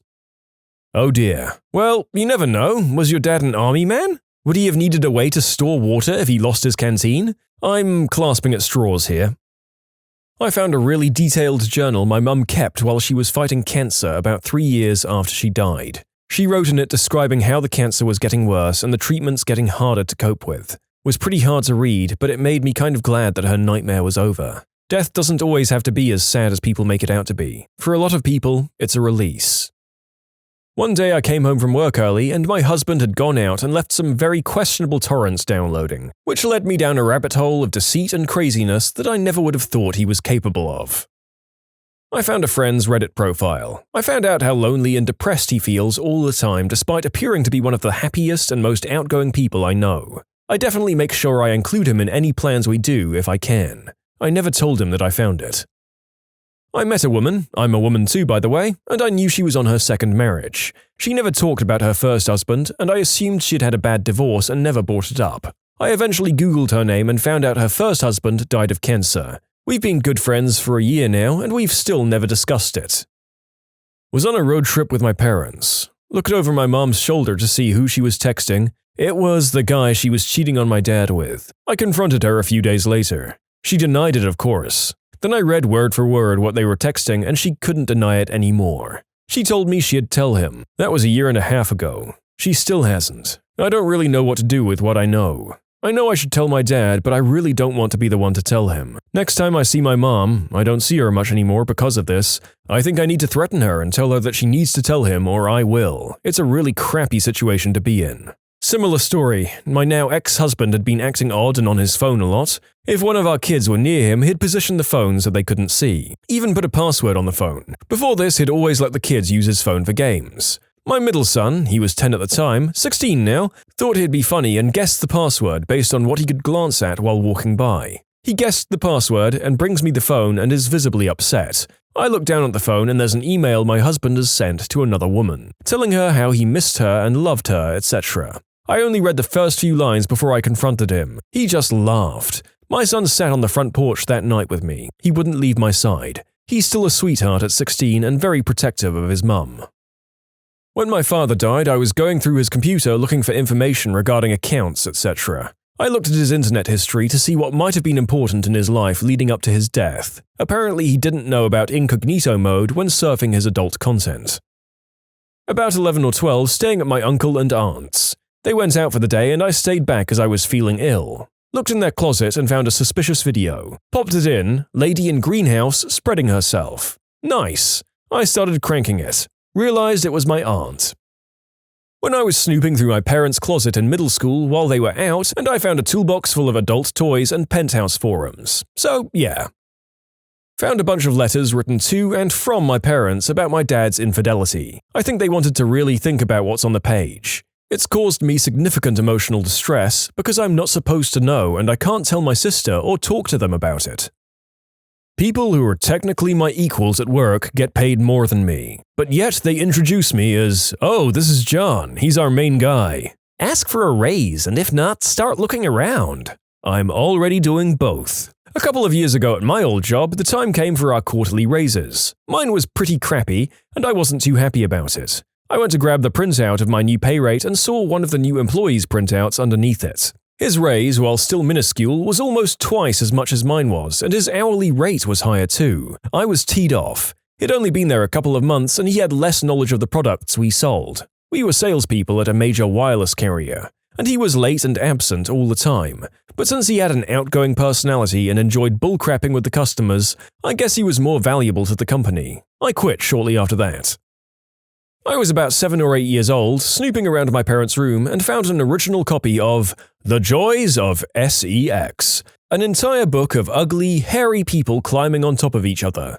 The deed became a scary, nauseating thought after that experience. Oh god, I found that at our cabin when I was like 14. It was fascinating in a can't look away from a train wreck kind of way. I remember marveling that the drawings were so well informed and anatomically sound, but so lifeless. I know, right? Nobody looked overly pleased to be there, and they were drawings. How hard is it to draw a smile while being pierced from behind by a large hairy man? I imagine it would be hard to draw anything while being pierced from behind by a large hairy man, regardless of whether or not you were enjoying it. Well, thank you to everyone who contributed to that little exchange. I kind of have a morbid fascination with seeing whatever gruesome deeds are depicted in that book now, but I'd better not, for my sanity. Found out my ex was cheating on me. Ironically, I only snooped because I wanted to put my mind at ease. I know nothing is going on, but I can't shake this feeling of impending doom, so I'll just check and reassure myself. Haha, I was naive. Was reformatting a guy's laptop in the barracks back in my army days. The guy was really stupid. We were in IT training for one thing, and he should have been more than able to do it himself, but that's besides the point. So my buddy and I go to his room and mostly plan to reformat his laptop and screw with it. The whole turning the picture upside down, screen capping the desktop and rotating it, stuff like that. But just before we wiped the laptop, we found loads of illegal, disgusting material, like terabytes of it. When we called him over and asked him what the frick it was, he was proud of it. He said, "Nah, dude, it's cool. Look, she loves it." It was at this point when I had to restrain my buddy from literally throwing this guy out the third-floor window, while two others helped this guy to the sergeant's desk. He had some difficulty with the stairs. The last I heard, he was dragged off for a court-martial, but I guarantee he's rotting in prison somewhere. This was just before I got out of the army, so my information is very limited. Still super effed up though, it was like he wanted us to see it. I found my great-grandfather's diabetic pee in a small glass vial. Didn't know what it was until I spilled it, then came the rancid smell and my mum telling me as it is. Next was a snake in an alcohol bottle filled to the brim. Seeing that when I was 8 years old was eerie, but ultimately didn't end there. Haha. When I was younger, my grandma got a kidney stone removed and asked the nurse to keep it in a bottle to give to my brother. That's when I realized I wasn't the favorite grandkid. My partner left her phone in my car and I got a feeling like I should check it. I'd had 100 opportunities to check her phone but never felt the urge. I always figured there was something about her behavior that triggered some kind of subconscious suspicion that caused me to check it. It's not like I went through all her text messages or anything either, just the last few texts and the most recently updated conversations. That's exactly what I did. It was a coworker of his and the way he talked about her made me uncomfortable. Also, whenever she hung out with us, she made no effort to interact with me at all, and I always kind of felt like a third wheel with my own boyfriend. If she was already there when I came over, she'd sort of fall silent and they both looked slightly guilty. I asked him about it a couple of times, very calmly mind you, and he always got defensive and started moping because I didn't trust him. Turns out he was a pretty good liar, haha, but very dumb to leave me bored in a waiting room with nothing but his phone to entertain myself. You can submit your own stories to be featured here on the channel. The story submission link is in the description below. And if you want to listen to some vibey music in the background, check out easymode, also linked below, and subscribe. I found out that my mum, who had forcefully taken me off my antidepressants and antipsychotics twice because medication isn't needed for those kinds of things, has been on antidepressants for about 14 years. Hypocrite. I found my sister's double-ended adult toy. I showed it to other kids whenever I could. Double-bladed, like Darth Maul. Reading my husband's, at the time we were roommates, Facebook messages when we were just roommates. Many of them were about the crazy girl he lived with and how much he hated her. Broke my heart, honestly, but it was my fault for looking. I was the crazy girl, medicated and happily married now. How did you stop being crazy? Did you hate him too? Through continued psychological care and medication. I liked him, and that was the major issue. After my mum died, my younger sister and I were going through drawers looking for her life insurance papers. We pulled out a paper in her nightstand and found the old envelope. Pulled it out, it had Polaroid undressed pictures of my mother from the time my dad was in Vietnam. My sister and I looked at each other, put them back in the envelope and put them in my dad's nightstand. When he dies, we'll shred them. I checked my dad's computer history when I was in high school. Accidental snooping. I was trying to find a site I'd been on recently. Tons of gay adult material came up. Life has never been the same since that day. That was either a secret that your mother was already aware of, or a ticking time bomb whose explosion gains more potential energy every passing day. Was looking for my birth certificate in my mum's safe. I began snooping around the safe a little more out of curiosity when I found an envelope with my name written on it in my mum's handwriting. Even more curious, I opened the envelope and pulled out a piece of paper with more of her handwriting on it. It explained why she put me up for adoption. I was pretty shaken up by it. She nearly gave me up. Sad part? She's a crap human being, and I sometimes wish she had. Years ago, I was digging through my mum's sock drawer looking for a pair of low-cut socks to borrow, since mine were all dirty and I didn't have time to do laundry. I felt something rubbery and was confused until I saw what it was. I'd accidentally grabbed my mum's marital aid. When I discovered my maternal grandmother had 4 different kids with 4 different men before settling down with my grandfather. My grandfather took them all in and later had 4 kids of his own with my grandmother. He loved them all the same and died protecting them. Some guy wanted to kill my oldest uncles for supposedly stealing his canoe. My grandfather found out and met the guy halfway to the river, and he got shot trying to block his way. This happened in Mexico where the law was non-existent and the guy was never imprisoned. A few guys later, that guy died after killing a cop. The cop's family found him and got their revenge. My grandfather was a great and interesting man. He was a vegan, but at the same time he would hunt and fish so that his kids could have food on the table. He grew his own vegetables and washed his own socks. I wish I could have met him. I went to my parents' room to get something. On the way out, I stepped on a used rubber. I was barefoot. A book full of positions to do the deed in my dad's bedroom. It had a plastic cover, a thing my father did to all his favorite books when he was in uni. I'm not a particularly nosy person, so I haven't really found anything too terrible ever. But my mum is the worst about invasion of privacy. I came home from campus one day to find out that my old mattress had been replaced with a new mattress, signaling to me that my mother had been by my house while I was gone without telling me. Having swapped my old mattress out meant she had to have noticed the huge nylon straps that ran under the mattress to each corner for tying a person down. Also, the 60+ feet of rope that had been on my floor was not there anymore. I began looking around and found the straps and the rope, both in my bedside drawer where the cuffs for the straps were already stored. My mum knew it was bedside table rope. Oh, this is a good one. I had a witch I worked with who didn't like me, and I somehow found out my boss's password for his email. I was snooping because, hey, you asked, and I saw an email from her where they were talking about me, and she made a comment about me being on Reddit all the time. Oh man, I used to sit next to my boss and looked at his screen once, and the girl that didn't like me complained that I was always on Skype. Skype was literally a program we used for work. She complained to him over Skype. I literally quit that job and got a better one because I couldn't handle her middle school level bullying anymore. It worked out and I'm at the best job of my life.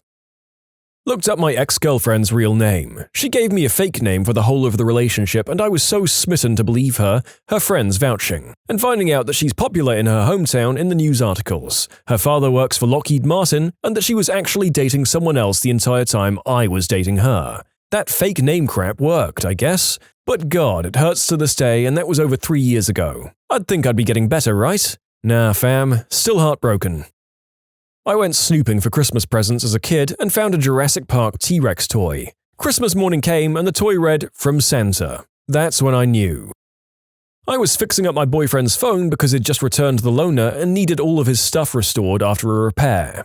I had a couple of drinks in me at the time or I probably wouldn't have snooped, but he'd been acting pretty distant the last couple of months.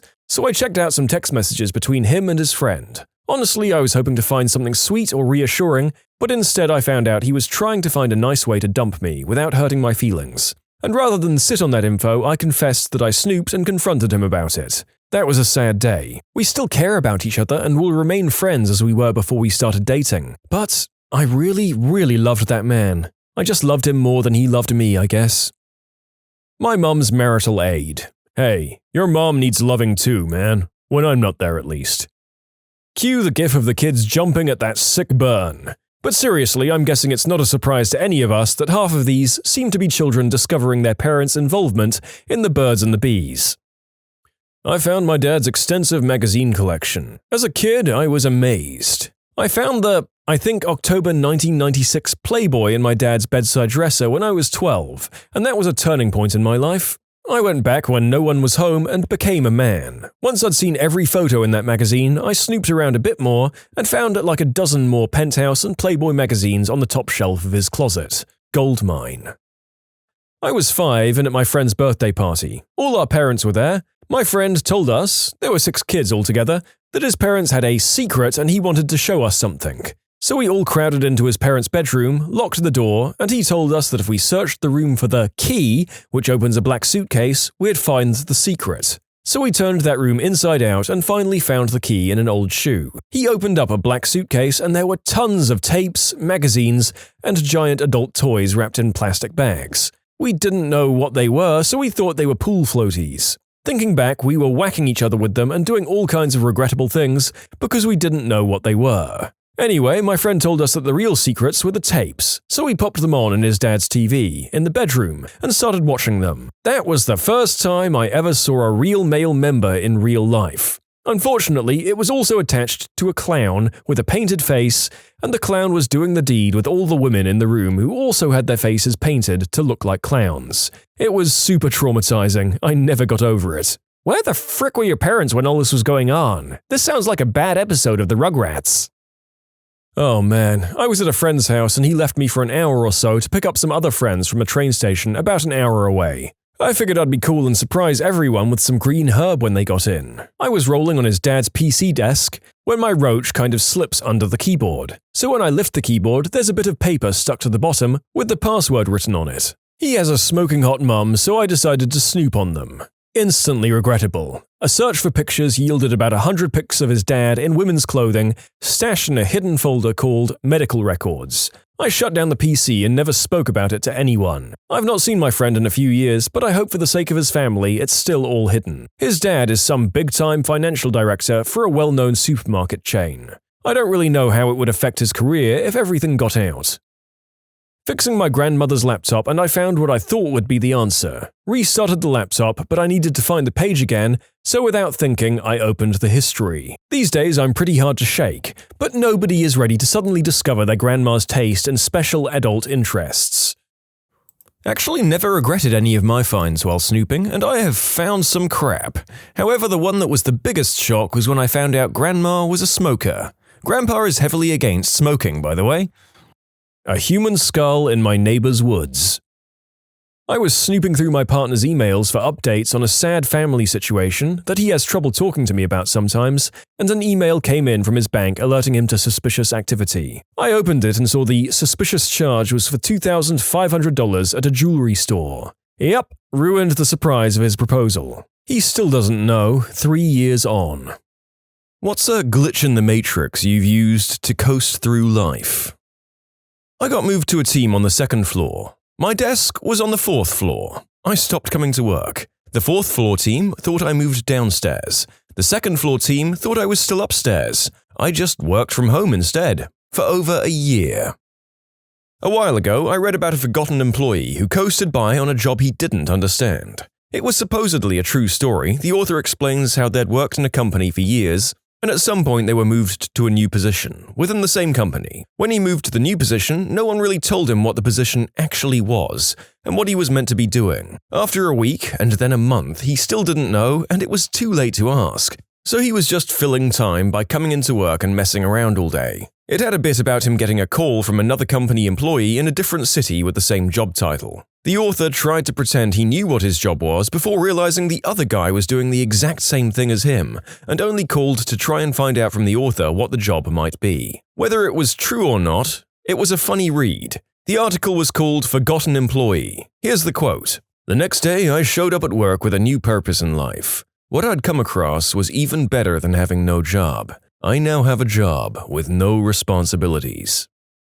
So, there's a local convenience store called Sheets. A new store opened and they gave out sheets of 5 free coffee coupons. After a while, they just had them sitting out in a pile for you to grab. I asked one day if I could grab 2, and she said, "You can take the whole stack for all I care, we have a ton of those." So I did. I procured myself 500 free coffees. Sheets also has a rewards program. Every 10 coffees you buy, you get a free one. Every time I use a coupon, it still adds a coffee to my 10 count. I currently have 30 free coffees on my card and still a small stack of free coupons. Sheets is the best. One day the whole world will know that name. Not if that's their business strategy. A certain popular pizza chain in the UK once royally effed up my order, and head office sent me a voucher for a free pizza. Any size. I've had it for nearly a year now, and the delivery guy has never asked for the voucher, so I've had a lot of free pizza. So you just kind of say, I have a voucher for pizza over the phone, and they trust you? Usually the guy on the phone doesn't have a clue. He puts me on hold, and then the manager asks a few questions, and every time they explain that I need to give the voucher to the pizza delivery guy. I never give the voucher, I'm never asked for the voucher, I've never been contacted about the voucher. I've used it on 2 to 3 stores, but I space it out because I'm scared they'll remember me. This is the sweetest deal, but these people eventually get found out most of the time, as the person in the next story can attest. Until last year, I'd been using an unrestricted free Big Mac coupon that I found on the internet. Not sure if someone edited it to remove the date or if they merely left it as an oversight, but I'd get a Big Mac every week and claim that I'd won a book with 52 of them. Eventually, a manager called my bluff and sent the coupon to someone higher up. Came back next week and saw it framed with a caption, "Longest running scam." I turned around and walked out. Once, cardamom pods were for sale at a local grocery, but instead of being $14.95 per ounce, the computer messed it up and they were $1.49 an ounce. I bought a lot of cardamom, and I made a lot of sweet buns. Thug life. There was a snack machine next to a soda machine. When you bought a snack, the soda machine would spit out a Mountain Dew. Another job had a soda machine where if you hit the button repeatedly after putting in your money, you'd get multiple sodas. A certain grocery store chain will offer you twice your money back if they sell you expired goods. While shopping, I specifically look for expired items, buy them and then return them to the customer service for double my money. Sometimes they give me cash, other times they give me gift cards to the store. I'm fine with either. I bet the company wouldn't even mind if they found out you were doing it intentionally. They've essentially hired you to clean the store of expired goods, and probably, from their perspective, not paying you a ton of money to do it. Yeah, my employer HEB just ended their out-of-date guarantee in May. It was if you found an expired item, you'd get the same item for free. We had a lot of people that took advantage of it, but even so, my manager explained to me that if they're able to find that much expired product on our shelves, that means things aren't being rotated correctly, and therefore someone we pay isn't doing their job correctly. So why not give the customer some sort of compensation for doing a job we should be doing, keeping expired product off the shelves? I downloaded LimeWire Pro off LimeWire. Holy crap, people still use LimeWire? I was using that back in the 5th grade, early 2000s, I think. A global hotel chain ran a promotion a few years ago where they sent a link to book a night's free stay. There was nothing to stop you from using the link repeatedly. I was stuck at Union Station in DC during Hurricane Sandy, and I used that glitch to house a lot of fellow stranded travelers. They either figured it out or the promo ended, but it went on for 9 months. Years ago, I was a cashier at a grocery store, and there was a glitch where the really expensive fancy ice cream that cost about $8 scanned as $2. All the cashiers knew about it, and we'd regularly buy a ton of the stuff. Very few customers bought that kind of ice cream, and if they noticed it scanning cheaper, we'd just wink at them. It went on for months until anyone noticed. I found out that the Target near me was only charging $8 for silverware that I think was supposed to be $28. I bought 2 sets of them, then went to another Target for a third, but that one charged me full price. I returned to the first Target, then went back the next day and got it for $8. Now I have so much silverware I can't even fit it all in the dishwasher. If you push the Diet Orange Fanta button on the drink machine on the 2nd floor of my dorm building, it instead gives you 2 bottles of water and sometimes lemonade. I decided to buy a chocolate orange at a local supermarket, took it to the self-checkout, and it scanned with the value of 1 pence. So I got my friends to run back and clear the shelves of chocolate oranges and bring them back to the till. Got 30 chocolate oranges for 30 pence. I used to work for a web host. We had a referral program that tracked your customers by cookie. I had set up a referral site for myself and showed a coworker without thinking about it. From then on, whenever a customer would sign up over the phone with him, it earned me about $50. There was a gumball machine at the grocery store that would spit out 4+ pieces of candy if you turned the crank really slowly. Yeah, some old ones had a very simple scoop and dump mechanism, and they just locked after a revolution, so if you held it just right, there would be a hole there and you could shake a ton of candy out. Public transit in my area sells day passes for $9.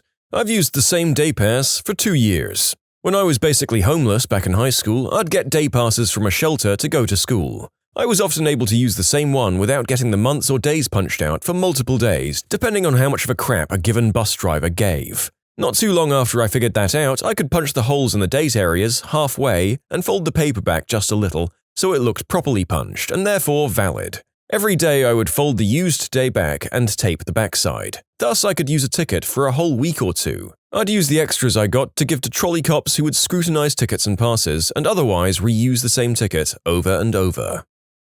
I've been gaming the free stuff for your birthday racket for several years. Most of the restaurants and businesses don't check for your actual birth date, so I use different months with different businesses so the discounts and meals are spread through the year. To be fair, as long as he's only claiming a single birthday with each business, it doesn't matter that he's giving different businesses different dates. No one's ever called me out on it, but as long as I'm not trying to get more than one birthday deal a year, why would they care? I rarely celebrate my birthday on the actual day anyway. It's December 27th, and if it's a weekday, I have work.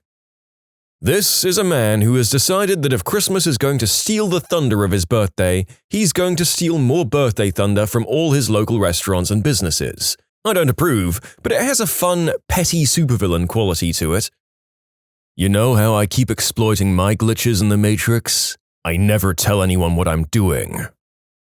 Worked at a popular pizza chain some years ago. Automated phone system had a glitch that told customers we were closed an hour before we actually did close. Never corrected it because I can do tasks to close the store on time.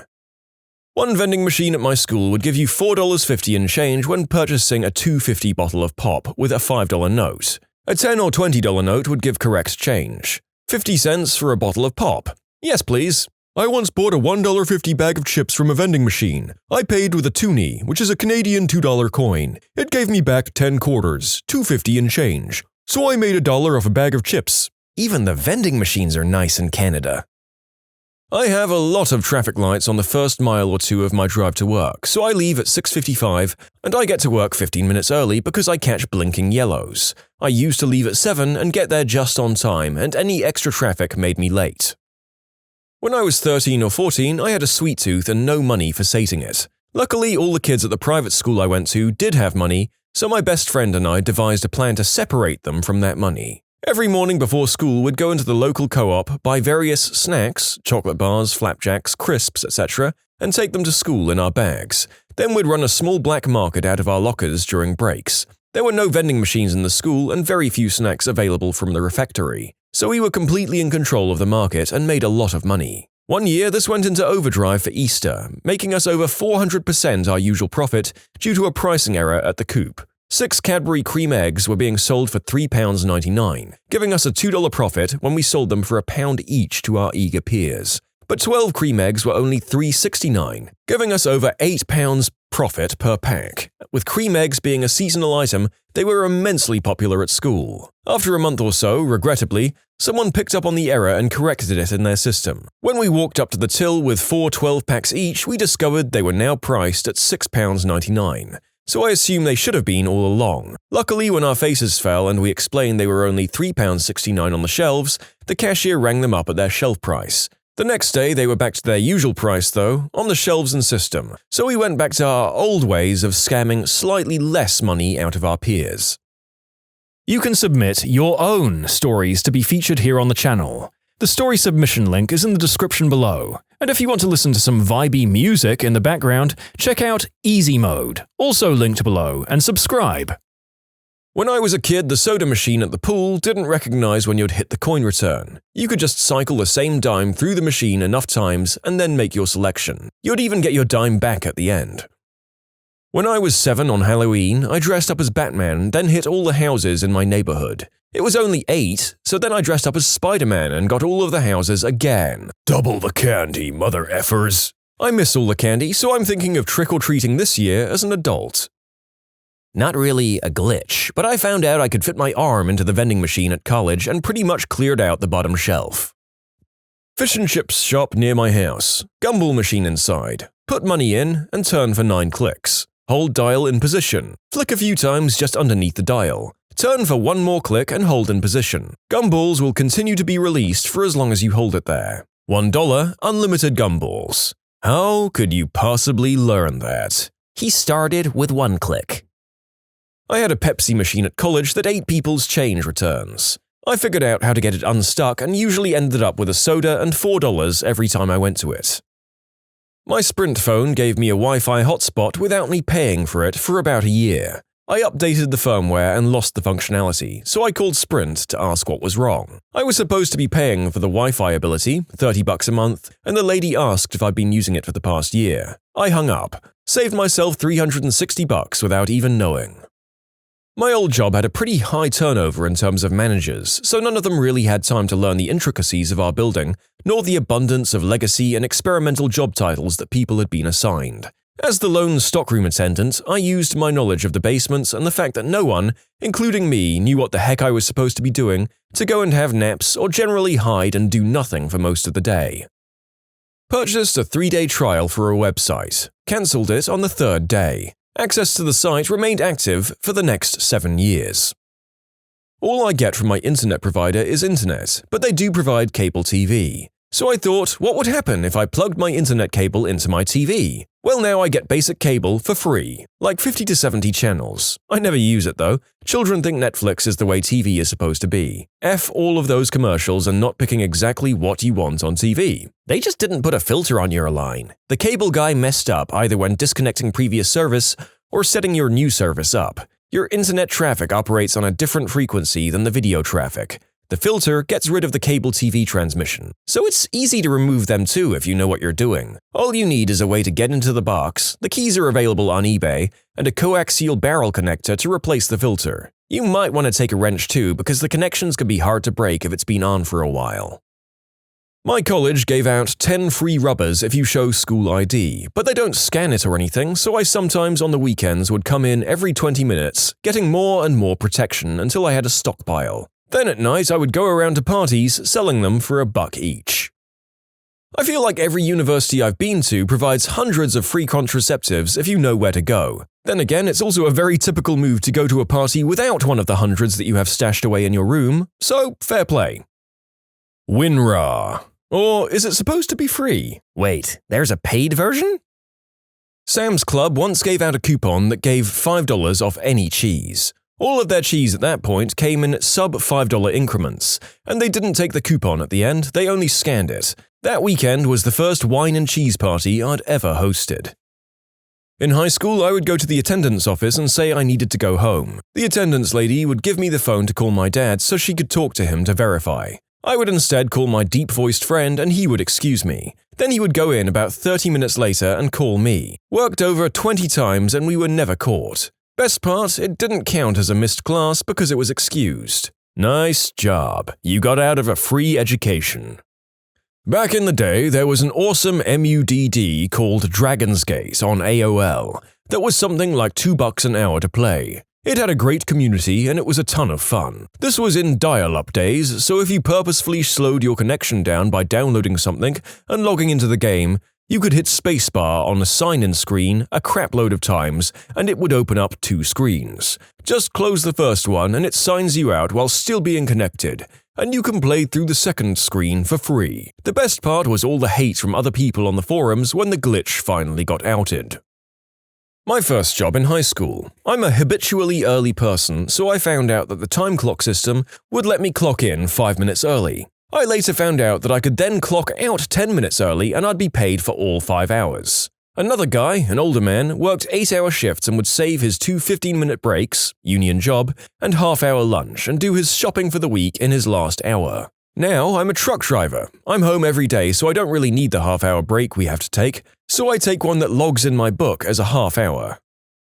I think this is a glitch that the company might know about, as so many local people talk about it. Okay, the shop is Waitrose in the UK. Big chain supermarket. They do various deals where a product is £5, but if you buy 3, then you get all of them for £10. Now, the glitch works when they reduce the product as its expiry date is near. So, now the product is down to £1, regularly less. The thing is, if you still buy 3 at the reduced price, the offer still kicks in and it takes £5 off your bill. The last time I did this, I noticed that a bag of potatoes was reduced to 30p, but it was buy 3 for £5. I ended up buying £9 of potatoes and got the rest of my shopping for free. Wine, beer, pizza, all free. You just have to make sure your bill does have a positive balance in the end, even if it's only pennies. I go down near closing time 3/4 of the nights a week and get this deal. It doesn't always get you the extra free stuff, but you usually get the 3 products for free. The products can be fresh meats, vegetables, fruit, and the pre-made meals like spag bol and pizza. In Counter-Strike Source, you can get outside the map in DE Piranesi and Counter-Strike Spawn. I sometimes just glitch outside of it and kill people from spawn. It freaks a lot of people out. You monster. I'd paid for a relatively slow internet connection, but I used it to get about 10 times faster internet with unlimited data. It was fun for a while. I wrote a program in Python that pretty much does my job for me the first day I went there. I do nothing at work all day besides Reddit and fun side projects with code. I got a TI-85 calculator from a thrift store for $1. I'd do the same thing with math work at school. If I know the material well enough to write a program to do it on my calculator, I figured it was good enough. I did this in DOS batch many years ago. I had one physical task which took about 3 minutes a day and everything else could be largely automated. Free glasses from Coastal.com. They have a free first pair deal, so you just keep making new Gmail addresses and use the coupon code. They don't check the shipping address, plus you can claim it's for family members or roommates. All you have to pay for is shipping. I have like 5 pairs.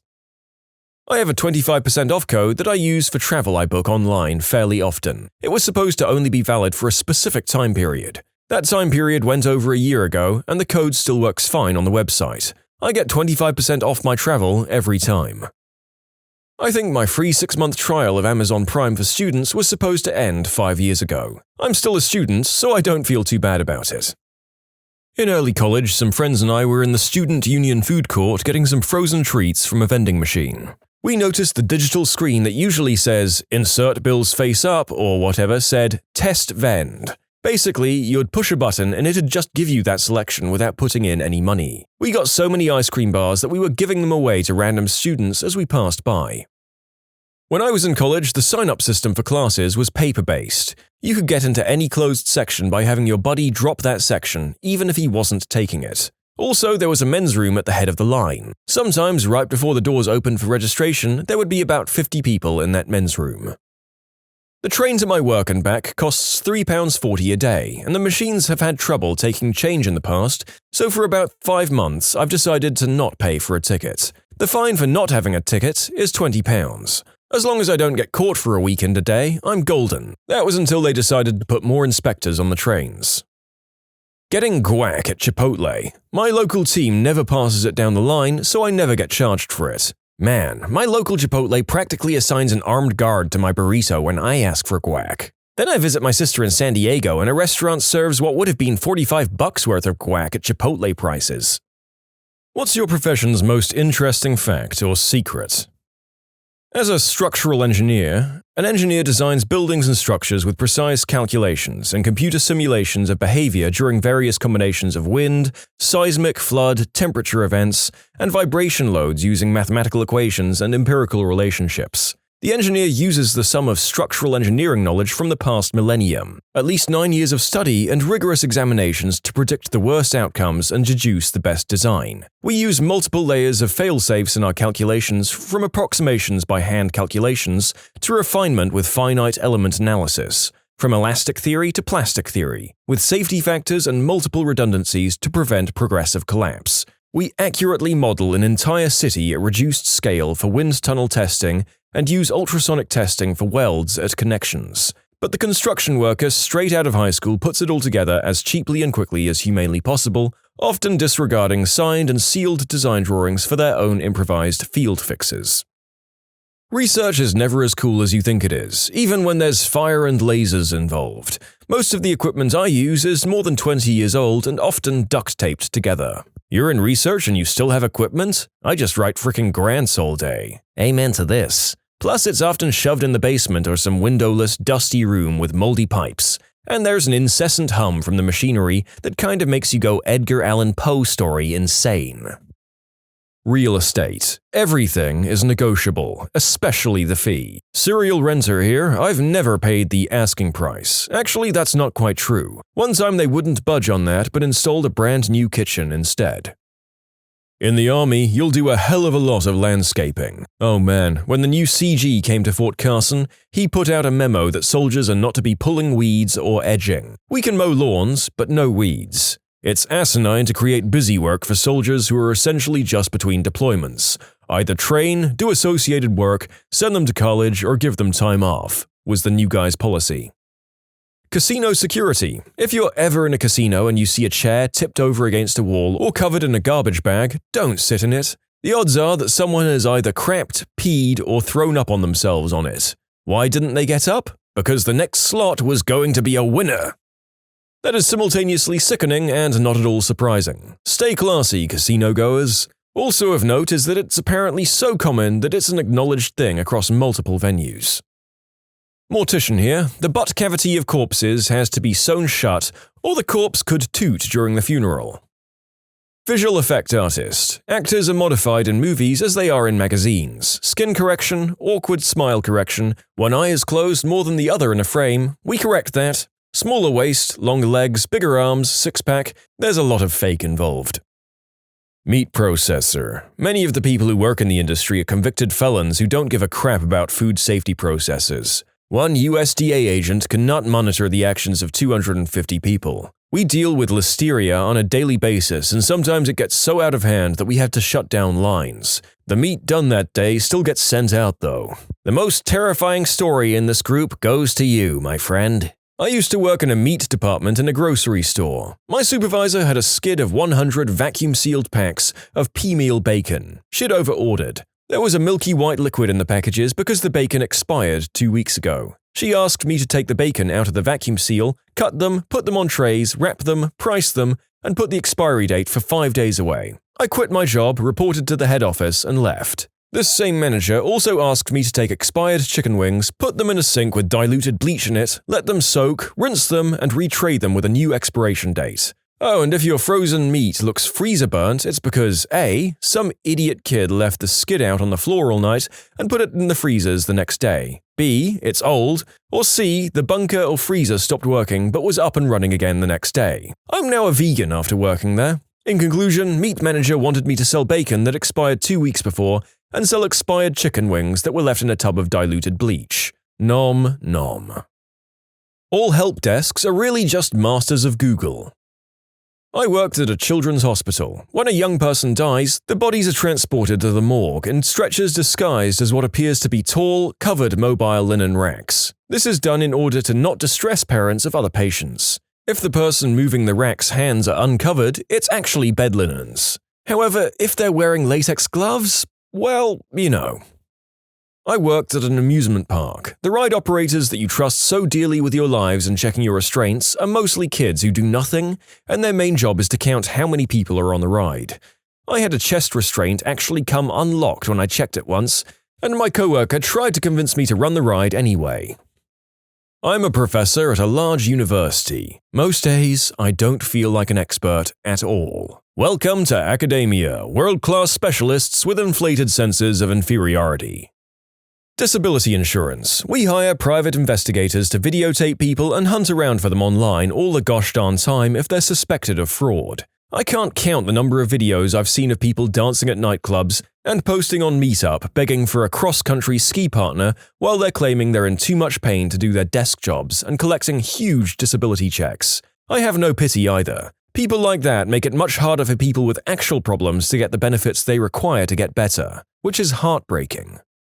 I'm a debt collector. We can settle for pretty much anything. What's the best way to get the lowest possible settlement? I don't know anything about first-party collections, so this advice is only for charged-off debt that has either been A. Sold out to a debt buyer who divvies it out among their law offices or collection offices, or B. Sent to a collection agency as a portfolio. Find out the age of your debt. If it's brand new, same month, they'll take anything to liquidate for that month. Aim for 50%. I've been given 42% as my lowest possible percentage. The older it gets, the lower you should aim. If this debt has been passed through about 3 agencies, start super low. I'm talking 10 cents on the dollar, especially if your debt is 5 digits. If you've been sued, then it gets trickier. Find out the status of your debt. Small claims or county civil, arbitration, just sued, judgment recently awarded, judgment awarded 5 years ago. Are they executing yet? garnishment, bank levy, writs of execution. Go from there. Find out if you're exempt from any execution of payment. If you are, start crazy low because they can't do crap to you. If you aren't, be nice and work something out as soon as possible. Start at 50%. If it's an arbitration, offer 10 cents on the dollar, and if they don't meet you somewhere reasonable, get an attorney because you can fight this. Never be afraid to walk away, but always do it as nicely as possible. If you run into a butthole who claims he or she is the only person you can speak to, he or she is lying. Ask for a supervisor. Be nice. Don't let him or her provoke you. Call at the end of the month. If you can pay that day, call on the last business day of the month, and you'll get a great deal. Start super low, way lower than you actually have. I think that's basic negotiation. Once you've come to an agreement, get it in writing before paying, and pay by verified funds if possible. Credit card, cashier's check, money order, Western Union. Make sure you have easy access to a fax machine and email, and for God's sake, get a letter with all the account numbers. Original creditor account number as well as the in-house account number for the collection agency or law firm, with a signature stating that your account is closed. Keep that crap forever and ever. By the way, if you save $600 or more in principal or charge-off amount, then you'll be sent a 1099 at the end of the year. I've had people settle debts that are like $10K, and $6K of that is the charge-off amount. They settle for $3K and get a $3K 1099 that they have to pay taxes on as income. Take this with a grain of salt and confer with your tax preparer or whatever before accepting it as fact. I'm a lifeguard. I've seen a lot of kids get certified that would probably fall apart if a real emergency occurred while they were on duty. I'm also a lifeguard and also definitely one of these kids. Luckily, I don't think anyone has gone in the pool I watch for 3 years. I'd never thought about this, but it makes complete sense. This is a job that might often have teens or other people between jobs applying. Also, it's made me realize that a lot of American TV shows featuring teens normally has at least one who works a summer job as a lifeguard. Doctor here. We don't always have a way of figuring out what's wrong with you. There's no magic tests that will prove beyond any doubt exactly what you have. Furthermore, diagnosis of disease is not reached by following an algorithm. This isn't math. Your body didn't read my textbook, and way more often than not, there's not something I'm missing. In fact, every doctor I know orders way too darn many tests just to be sure they don't miss anything. Dumb doctors are few and far between. Jerks are not, but don't confuse the two. It took over 100 years of medical science to establish certain diseases as distinct entities, and many are rare or have convoluted criteria that only a few patients actually fill. So be patient and realize that I'm human and can't retain the entirety of my medical knowledge within my brain, and know that I'm working hard to help you get better. And you will be the last thing I think about before I go to sleep. The frozen yogurt where I work at is not fat-free or organic as we're made to say. The yogurt culture, a small cup of actual yogurt used to make the 4 gallons of the mixture, is organic. However, the milk, yogurt base, and flavoring used to make what's essentially 95% of the served product is not. In a way, the yogurt is organic and fat-free. What you're eating is far from that. Sales. The more expensive something is, the less logic people use to decide if they're going to buy it. People will buy a $50,000 car because it's red and scrutinize the calories in a $1.50 snack. Oh, and for all you tech guys, this is especially true when your boss is deciding what equipment or network options you're going to have. Chances are he bought what he did because someone gave him tickets to a sporting event, not because it's what you actually needed or requested. I work at a college dining hall. The 4 cheese calzones really contain only 3 kinds of cheeses. A pinch of mozzarella gets sprinkled on the top, and that counts as the 4th cheese. You son of a witch! Service clerk. If something isn't on the shelf, then we most likely don't have it, and asking me to check the back for it really just gives me a chance to look at my phone for text messages. You can submit your own stories to be featured here on the channel. The story submission link is in the description below, and if you want to listen to some vibey music in the background, check out easymode, also linked below, and subscribe. I work at a fireworks store. I answer your questions by reading the package and guessing what it does. Dry cleaning involves liquid. Nuclear non-proliferation analyst. Radiation monitors at ports of entry are better at detecting kitty litter and toilet seats than weaponized uranium. No worries, the contractor who sold the equipment made serious money on sales of those machines, and that's all that matters. I'm a roofer. We can't always get off the roof to pee. Where does it go?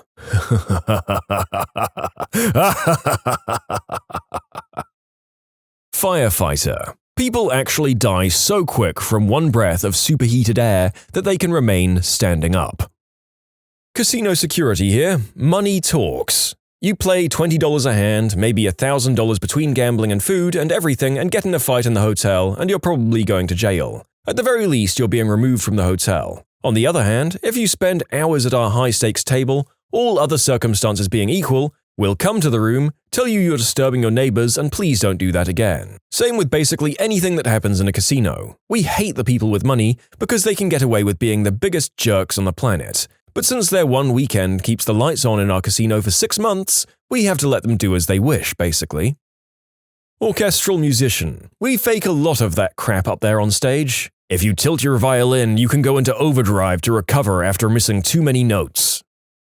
Meteorologist in school. The 5-day or 7-day or longer forecasts are completely useless and only made because people would get upset if we didn't have them. You could probably do just about as good yourself on anything more than 48 hours away, just by reasonably guessing based on the time of year. I wonder how many people actually remember what the 7-day forecast said 7 days ago about today. I'm gonna steal your suggestion and make a website or a widget or something.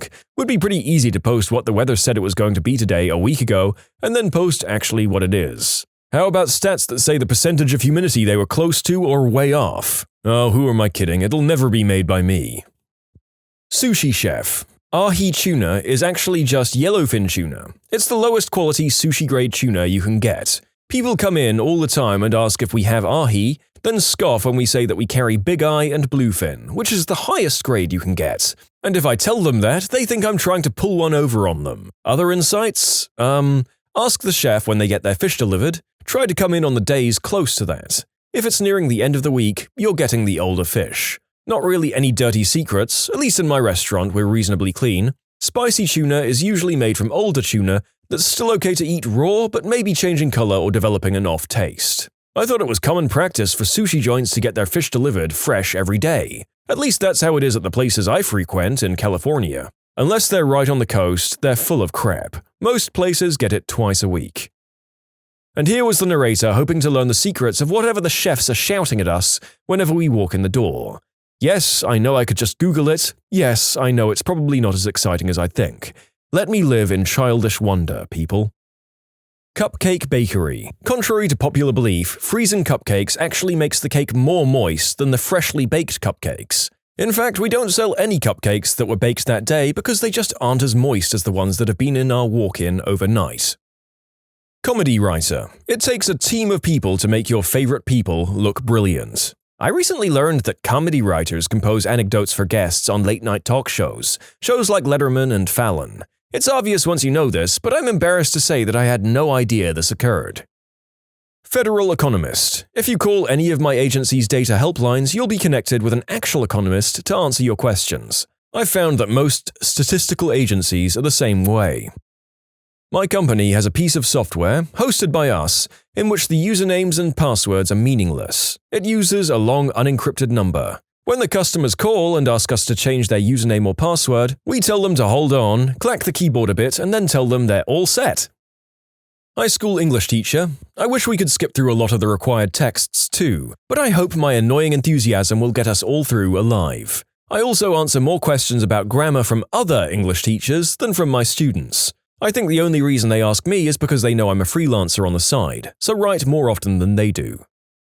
Vet tech. If it seems like your pet has spent an unusually long amount of time in the back, it might be because we think it's extra cute and are petting it and playing with it or taking it around for all the employees to fawn over. For any skeptics, obviously there are many reasons why we've had your pet a little longer than usual, but this is definitely one of them, and it's my favorite. Nurse here. In nursing homes, we do every disgusting thing. Creams for your downstairs area? Yep. Suppositories? Yep.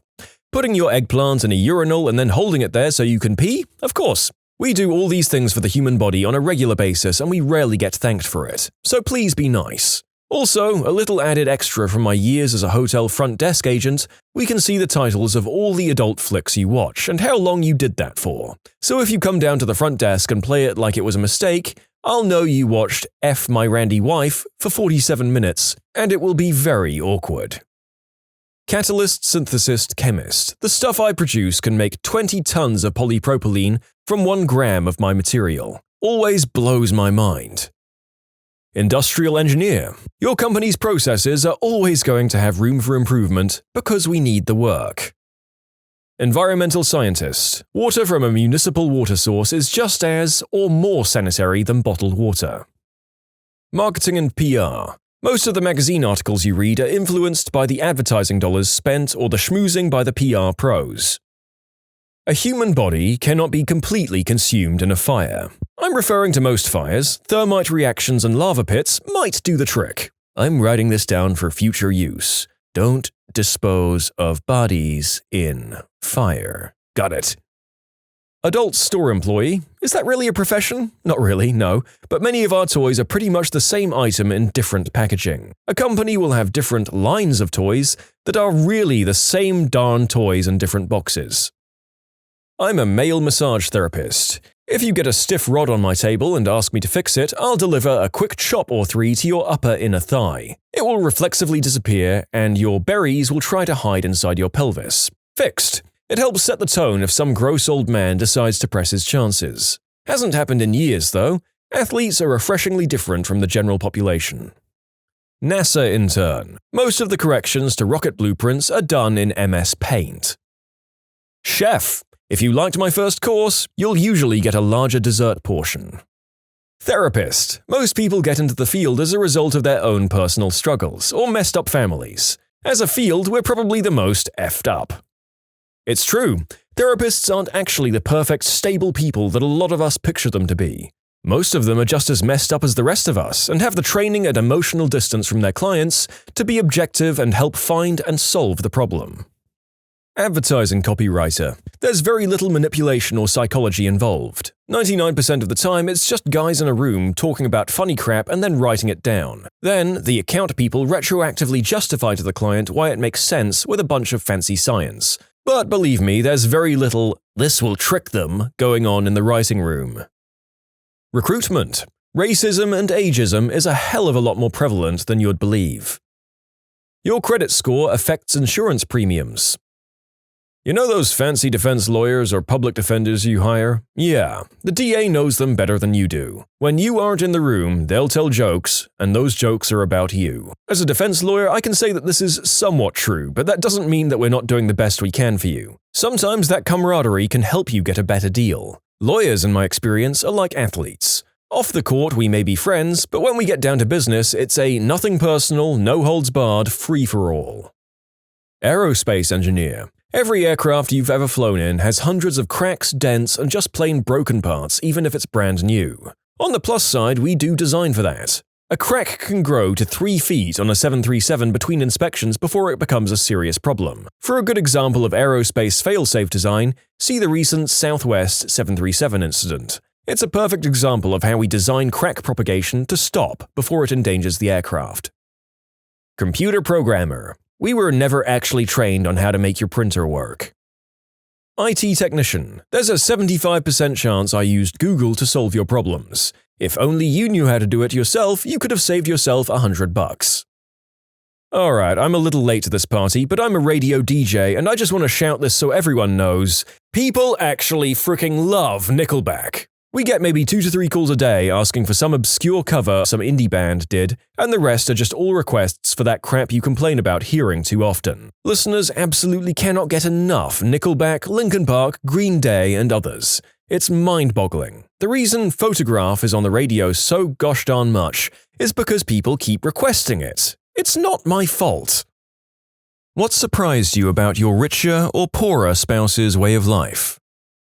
Making financial decisions based around the 3-paycheck month. If you're paid every 2 weeks, most months you get 2 paychecks. All of your monthly bills and budgeting is based on those 2 paychecks. But twice a year there are 3 paydays a month, and that's when you can actually solve problems. That's when you can get the car registered or fix the dryer or get the cat spayed. The other 10 months you're doing maintenance and trying to scrape by. 3 paycheck months, you can actually try to fix problems. I was the poor one. My husband, at the time still boyfriend, took me out to a very nice restaurant.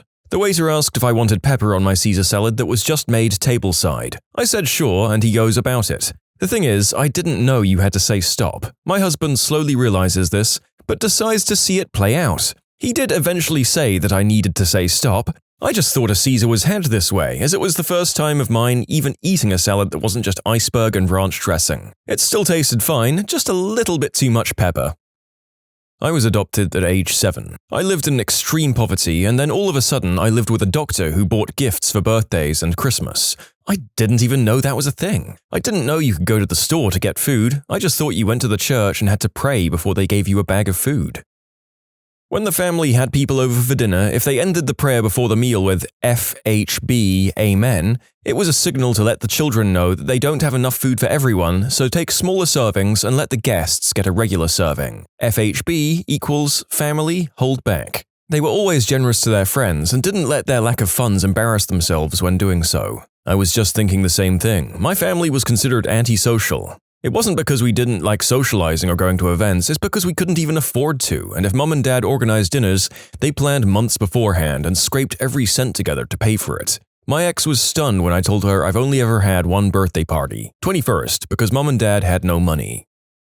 Hi. Yeah, rich people who want to marry someone significantly poorer. Hello, it's me, hi. Sorry to the last author, I'm not sure your method is going to be helped out much here. I just thought I'd spread your industrious gold digging to YouTube as well as in the forum it was originally posted in.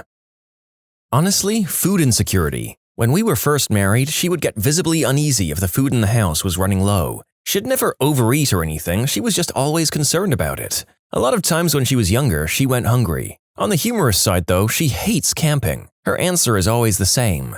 I camped because it was fun, and she camped because they couldn't afford hotels. For me, my love of camping started from growing up poor. The only family vacations my single mum and brother and I had were family reunions several states away. It involved long road trips in a crappy car with no AC, but we got to camp in tents and get a break away from reality. We also ate a lot better over a campfire than me making hamburger helper for my brother while my mum went to bed early. She worked hard to support us and battled with depression untreated for years until she could afford medication. Those trips were good for all of us. She and her mother lived with her grandfather to not be homeless because her grandfather owned a house. She was putting community college payments on her credit card and building debt with it.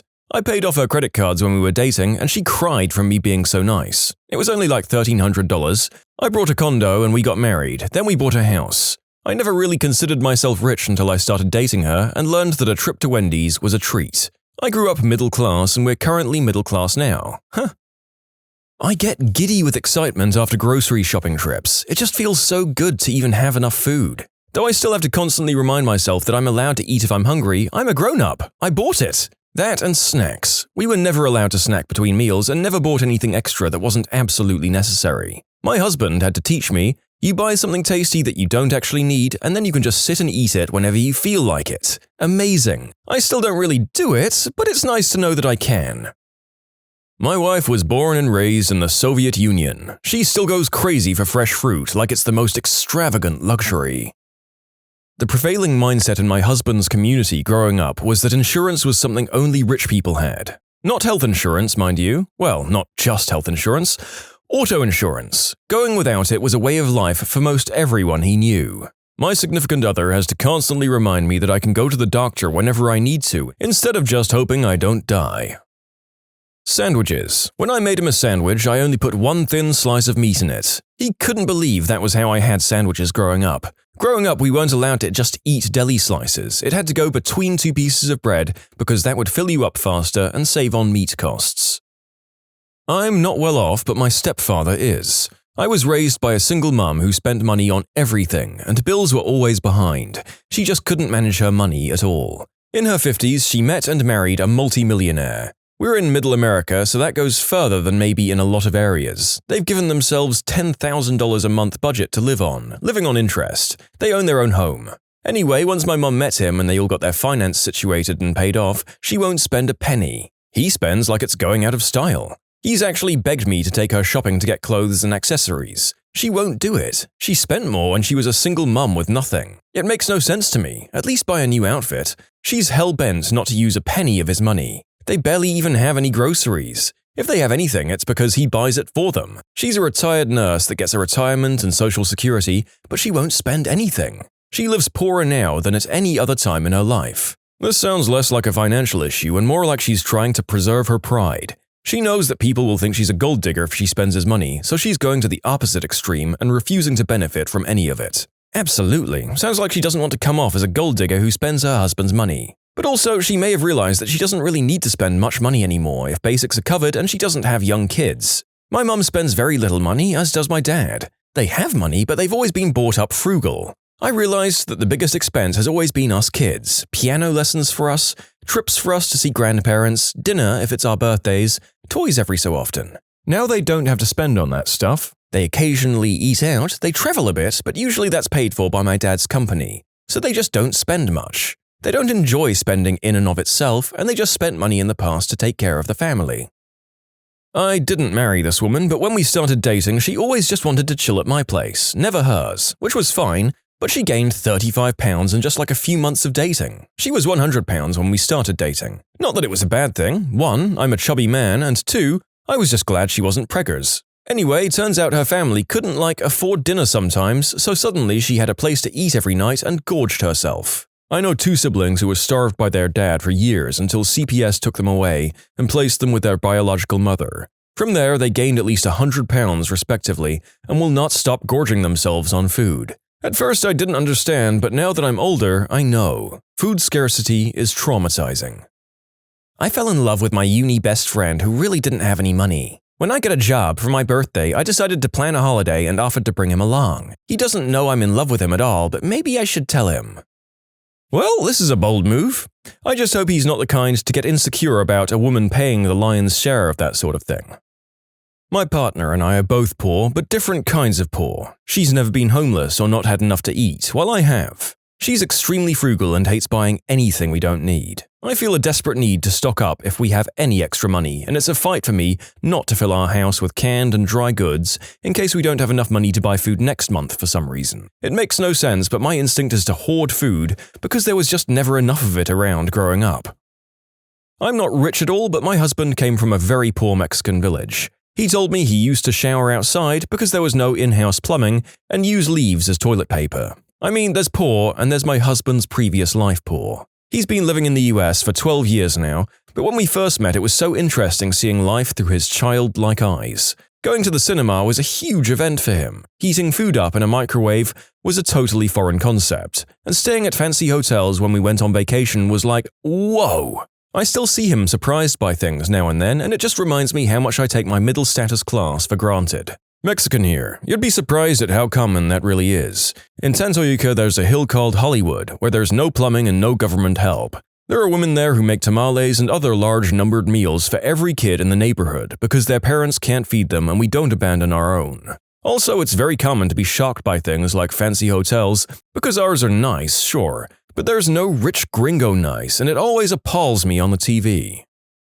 Hamburger helper. She hates it because it would be her meal 5 times a week growing up. I'd never seen Hamburger Helper before I went to college and I love that stuff. 10 for $10 deals are awesome. My foster daughter was the same way with pasta. She ate so much of it before we got her that she hated it. The first meal I made her on her first night with us? Pasta. She didn't say a word and ate her dinner, but later I found out she didn't like pasta because of how much of it she had eaten before. I always took her grocery shopping so she could pick out stuff she liked after that. She was shocked when she found out red delicious apples weren't the only variety out there. I think she overdosed on Honey Crisp apples when I first introduced them to her. My significant other said, "Today I made rent," meaning today I've earned enough or accumulated enough to pay the rent, and I realized that this is a monthly accomplishment to someone with no fixed income or salary. You can submit your own stories to be featured here on the channel. The story submission link is in the description below, and if you want to listen to some vibey music in the background, check out easymode, also linked below, and subscribe. One of my exes could pull in a lot of money, easily twice or thrice what I could. He was so incredibly bad at saving this money, down to, say, setting himself up as a company to avoid paying higher rate of tax, but then paying a large amount each month to an accounting company to handle his taxes, which he'd do himself anyway because he didn't trust them to get it right. He'd pay for taxis from one end of the city to the other, or hire cars rather than use public transport. Flights cancelled? Book new ones. Never even bother to claim back on insurance. Buy a sports car? Wreck it? Sell it for scrap. He'd work contracts and then take time off work on his own startup, but spend every weekend just going out and buying substances and booze. Haha, money really means nothing to you, huh? But then when we became a long-term couple, I started to feel like his mother. Man, will you not just fill out the insurance paperwork? I had an ex that must have made 6 figures as a specialty electrician of some sort, but legitimately had no clue how much, because his work would pay for things for him. I have no idea how it all worked out, but his work paid for all of his lodging and reoccurring bills, cable, utilities, weekly maid service, so he had no idea how much any of that stuff costed. Even after that, he ate out, drank, and smoked constantly, had multiple state-of-the-art entertainment systems, played hockey, had Yankees season tickets, 10K plus, and kept envelopes of cash from cashed paychecks around his house. I asked once how he does his taxes. The company handled it. Oh, and he had multiple DUIs where he or the company paid for a lawyer and then did at least one of those rehab programs where you're monitored and substance tested constantly. I can't imagine any of that was cheap. My husband grew up in a family where they were comfortable but on a strict budget. 6 kids and mum on disability. My family had no budget. One day we were at the grocery store and he always insists on walking up and down every aisle. I finally lost it because he was taking so long and asked him why he did it. Growing up, we could only spend $100 a week on groceries for all of us. I always had to put what I wanted back because I couldn't afford it. Now I can afford whatever I like, so I just like to look at everything I could have. Took him 10 years to tell me this. I felt like a terrible person. I've had a few people write in that $100 a week is a huge budget, and how is that a stretch? We live in a city with an extremely high cost of living. It's in the top 30 in the world. Getting a family of 4 fed for that much weekly would be a huge stretch here, and his family did an amazing job. Not rich per se, but with a partner who was raised by a teen mom and grew up poor. Sometimes I just want rice and vegetables for dinner, and that's a no from her. She won't go back to that life. My dad was the opposite, grew up poor and built a business up and ended up doing quite well. He still eats like there's only 25 cents in his checking account. Left alone, he would gladly eat ramen every day, and his go-to meal is rice porridge. We went to Osteria Francescana in Modena a few years ago, literally named the best restaurant in the world. We all went for the tasting menu, but he asked to order à la carte. And he wanted to order buttered fettuccine. He only agreed to the tasting menu when they insisted that the whole table had to do it if some of us were doing it. He'll even insist on eating things that have been burnt or drink milk that's just starting to turn. I was with a girl for a while who grew up in a pretty broken home. Still surprises me just how bad her spending habits are. She racks up credit card debt like it's nothing. She lived in the desert without air conditioning. The narrator would dearly love some context here. Did she grow up in the desert? Or was she choosing to live out there when there were better options available to save on cost of living? We've been long-term dating. She comes from a lower-income family than me. Pets. I was always surprised by the number of pets she and her family had living in the trailer and how much of a share of their income they spent on them. My dad is a successful business owner now with several houses and multiple sources of income. But he grew up dirt poor when he had parents and became even poorer when he was out on his own at 14. Think sleeping on the floor of a gas station men's room poor. To this day, he'll take a small handful of cereal out of his bowl before he pours milk in and put it back in the box, so he'll always have some cereal for later. Over 40 years later, and the pain and worry of growing up poor without luxuries like breakfast cereal will still affect him. Growing up without money does crappy things to people. Credit cards were avoided. For me growing up, we were encouraged to get a credit card in our name and use it as much as possible in order to build credit. There was always money to pay it off each month, so it made sense to 1. Build credit and 2. Collect airline miles or whatever the reward was back in the day. When we got together, she always used cash or debit card. She had a credit card for emergencies and avoided using it otherwise. It took a long time to get her over her aversion and skepticism. We were fortunate enough to have 2 good-paying jobs, though it also taught me a healthy appreciation for what it means to have a financial cushion. I dated a 1%er briefly. She was surprised I willingly went inside fast food restaurants. Since people are saying 1% is still a huge range of income, I just looked up her dad and he pulls in over $10 million a year. I'm not dating her, but she's a good friend of mine and her parents are definitely 1%ers. I told her I had to work this summer to save up for graduation, and that money was going to be tight for the next year, but I'd love to go on a safari after graduation if I managed to save enough. Mind you, I'm solidly upper middle class. Her parents paid for it just because I'd helped her move into her apartment. It's not like that's what friends are for or anything. It's hard to see it this way, but paying for your trip was not a hardship for them. It was a small blip that was a nice thing to do for a friend, just like helping your friend move was a blip for you. I'm from a middle-class family, but my wife's parents are near billionaires, 0.001%. She was shocked about many things. One, that I considered the cost of food and groceries at all. They'll go to gourmet food stores and spend over $1,000 and say things like, well, it's for food. We're ingesting this stuff, it should be the best. 2. Booking non-first-class airfare on any long trip would be considered cruel and unusual punishment to her. 3. No concerns about utilities, insurance premiums, no comparison shopping on routine things at all. 4. Every vacation is the finest you can imagine, oftentimes bordering on ridiculous, having so many upsells on packages and bespoke items that it's just wasteful. 5. No concept of debt and understanding of how normal people live. 6. My wife was shocked when I save things that get wet or muddy. She would just want to throw things like clothes and fine items in the trash away when they were just lightly bruised. We're very much in love and have shown each other a lot. She enjoys hanging with my salt-of-the-earth mum more than her own family at this point. I like being spoiled here and there as well. It's a great mix. Now I've adopted her standard of living. We met in medical school. She did a decent job of hiding her privilege there. Our relationship grew out of our shared sense of humor and, of course, physical attraction. Not super rich by any means, but my husband said he'll always be surprised by the following. How I lived off $13,000 in 2011. Resiliency to survive financially and pursue my dreams of being the first college graduate in my family. How I didn't know what spinach was or tasted like until our first few dates, in addition to a lot of other leafy greens. First real date in my 20s. We went to a steakhouse. When the waiter asked how I wanted my steak, I said cooked. Ha!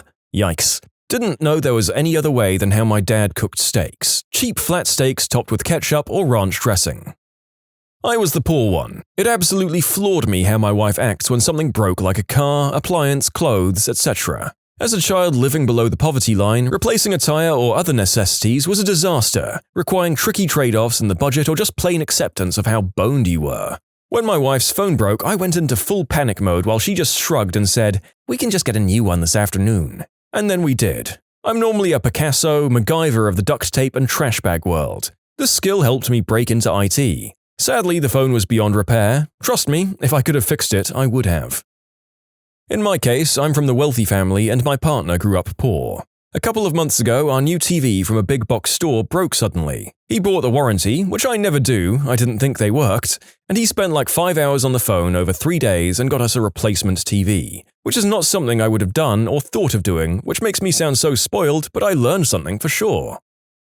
He was making good money but came from a poor family. One thing that surprised me was the lack of budgeting. No knowledge of 401k or Roth IRA. Retirement seemed like something that he'd never get to do. Even though he made good money, he was starting to rack up credit card debt. Now he's much better at it than I am. He adores budgeting and looks forward to financial independence and retiring early.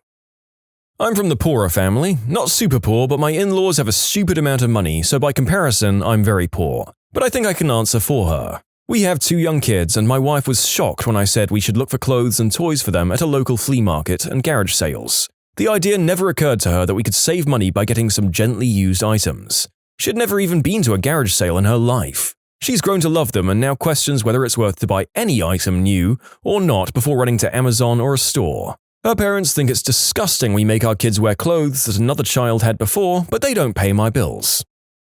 She wouldn't waste any food ever. We went through a few rounds of her getting sick from eating month-old muffins and similar before I convinced her it was okay to toss old food and go shopping.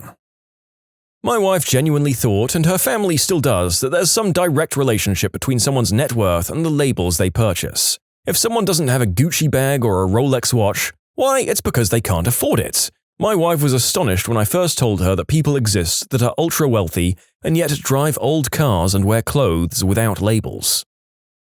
When did you realize that HR was definitely not your friend? Got pulled into a meeting with 2 HR reps in the middle of my shift. Taken to this really nice boardroom, which was confusing because I was just a grunt, and this is literally floors above where I should ever be. They sat me down and basically said, "What do you have to say for yourself?" Me, still confused, tells them I have no idea what they're talking about. Everyone was really quiet and serious, and I'm scared out of my mind. And they say, "You know what you did. This is cause for termination, blah blah blah." I'm literally thinking this is really excessive for being a few minutes late sometimes. I insist I don't know what's going on. One of them maybe realized something was wrong and flips open a file and says, "You're XX, right?" Turns out they got me mixed up with someone else who has the same name. On the elevator ride down by myself, I was still sweating. Don't know what that other person did, but man, HR does not play. Oh yeah, and nobody said sorry. I should add, this is Canada, where we have a special sorry law where saying sorry doesn't constitute admission of guilt because we all say it so much, so they totally could have apologized. I had the Air Force Office of Special Investigations do that crap to me back in like 2002 or so. I got told the OSI called and wanted me to go over to their office. I got interrogated for about 10 minutes, them accusing me of doing white snow and hanging out with some other guy I barely knew. After me arguing with them for those 10 minutes or so, they finally said, "Aren't you this airman?" He had a super common last name, and I was like, "Yeah, but there's multiple airmen with that last name in my shop alone." Yeah. Turns out they meant a different person completely. They saw my last name and never checked my ID or asked my first name. I had to get right into the investigation because they messed up. I went to HR to report that my team's manager was illegally shorting all of our paychecks. HR's response was to adopt a new company-wide policy addressing the paycheck issue and backpaying most people for a certain amount, and also to frame me for work avoidance. HR and IT disabled part of my login account to a tool we used, and then fired me a few months later after failing to fix the problem and allowing me to actually do my job. They tried to deny my unemployment claim afterwards, told unemployment rep that they had logs showing that I did something to break the tool I don't even have access to break in the first place. They also didn't think to disable my email address in a timely manner, so I was able to back up all of my emails with IT documenting exactly what went down. Unemployment approved my claim and hit them with a major penalty to their insurance. This entire thread will likely hammer home something that I've said in an earlier video. HR is there to defend the company from unnecessary damage from its personnel. Whether the best way to do that is removing you or the person you have a grievance with is more important than any actual justice. I work in Sweden. I had a friend recruited to an identical position as mine. I had to tutor him for a year, given that I have more work-life experience for that gig. He came in earning €1,000 a month more than I did.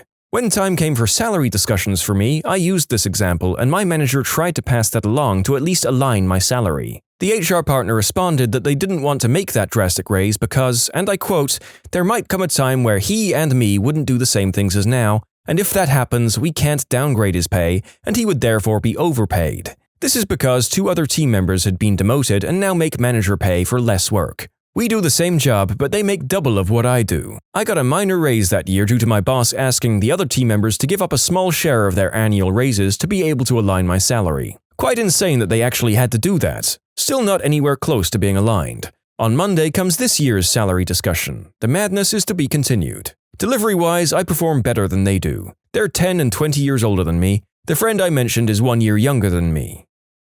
HR ordered me to downgrade my 3 excellent employee reviews to satisfactory because management didn't recognize their names. I got written up for telling my employees this. HR denied that they told me anything, even though I had the emails from them documenting it. Totally worth it. My employees were excellent and got the raises they deserved. I saw a similar situation. The company has a policy where 10% of the workers had to get bad performance reviews, which meant no raise for that year. What the company didn't take into account is that some teams are small and hyper-specialized. You can imagine what happened next. A bunch of crucial employees quit and that policy was cancelled, but the damage was already done. I fight this every year. Their argument is that part of the job should be going above and beyond the call of duty, so when people do a good job, that's technically satisfactory work, which warrants the same merit increase as everyone else. When I ask what the metrics are for exemplary work, they straight up told me that executive leadership isn't allowing any exemplary ratings this year, and that generally nobody should be able to get an exemplary rating. My counter is that hard work should be rewarded to encourage further hard work,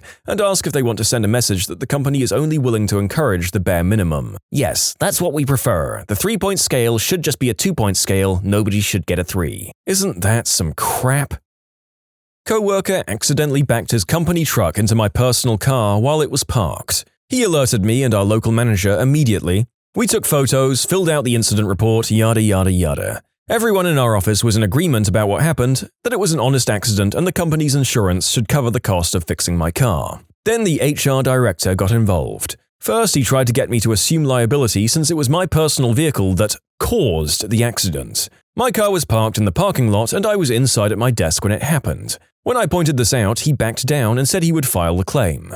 Next, I got a call from a hostile insurance adjuster from my company's insurance demanding that I provide my insurance information or they'd be pursuing legal action. It turns out the HR director had filed the claim saying that I'd run into the parked work truck with my car and tried to flee the scene, but was witnessed by a coworker who reported me. I informed the adjuster what had actually happened and emailed her the photos and signed incident reports and witness statements that we'd filled out, and she changed her tune pretty quickly and said she'd get back to me. The next day, I get a settled agreement from HR asking me to accept $1,100 for repairs and to sign a form releasing the company from further responsibility. I'd only just dropped my car off at the body shop and hadn't even gotten the estimate back yet. I declined and was told that I either had to accept their offer or be out of luck. At this point, I reached out to my own insurance and told them what happened. As I went through the sequence of events, I could hear my agent getting almost giddy about the blatantly illegal tactics HR had tried on me. In the end, they processed my claim and pursued my own company's insurance through subrogation. He also mentioned that they would probably be seeking additional damages due to falsification of statements in the initial claim.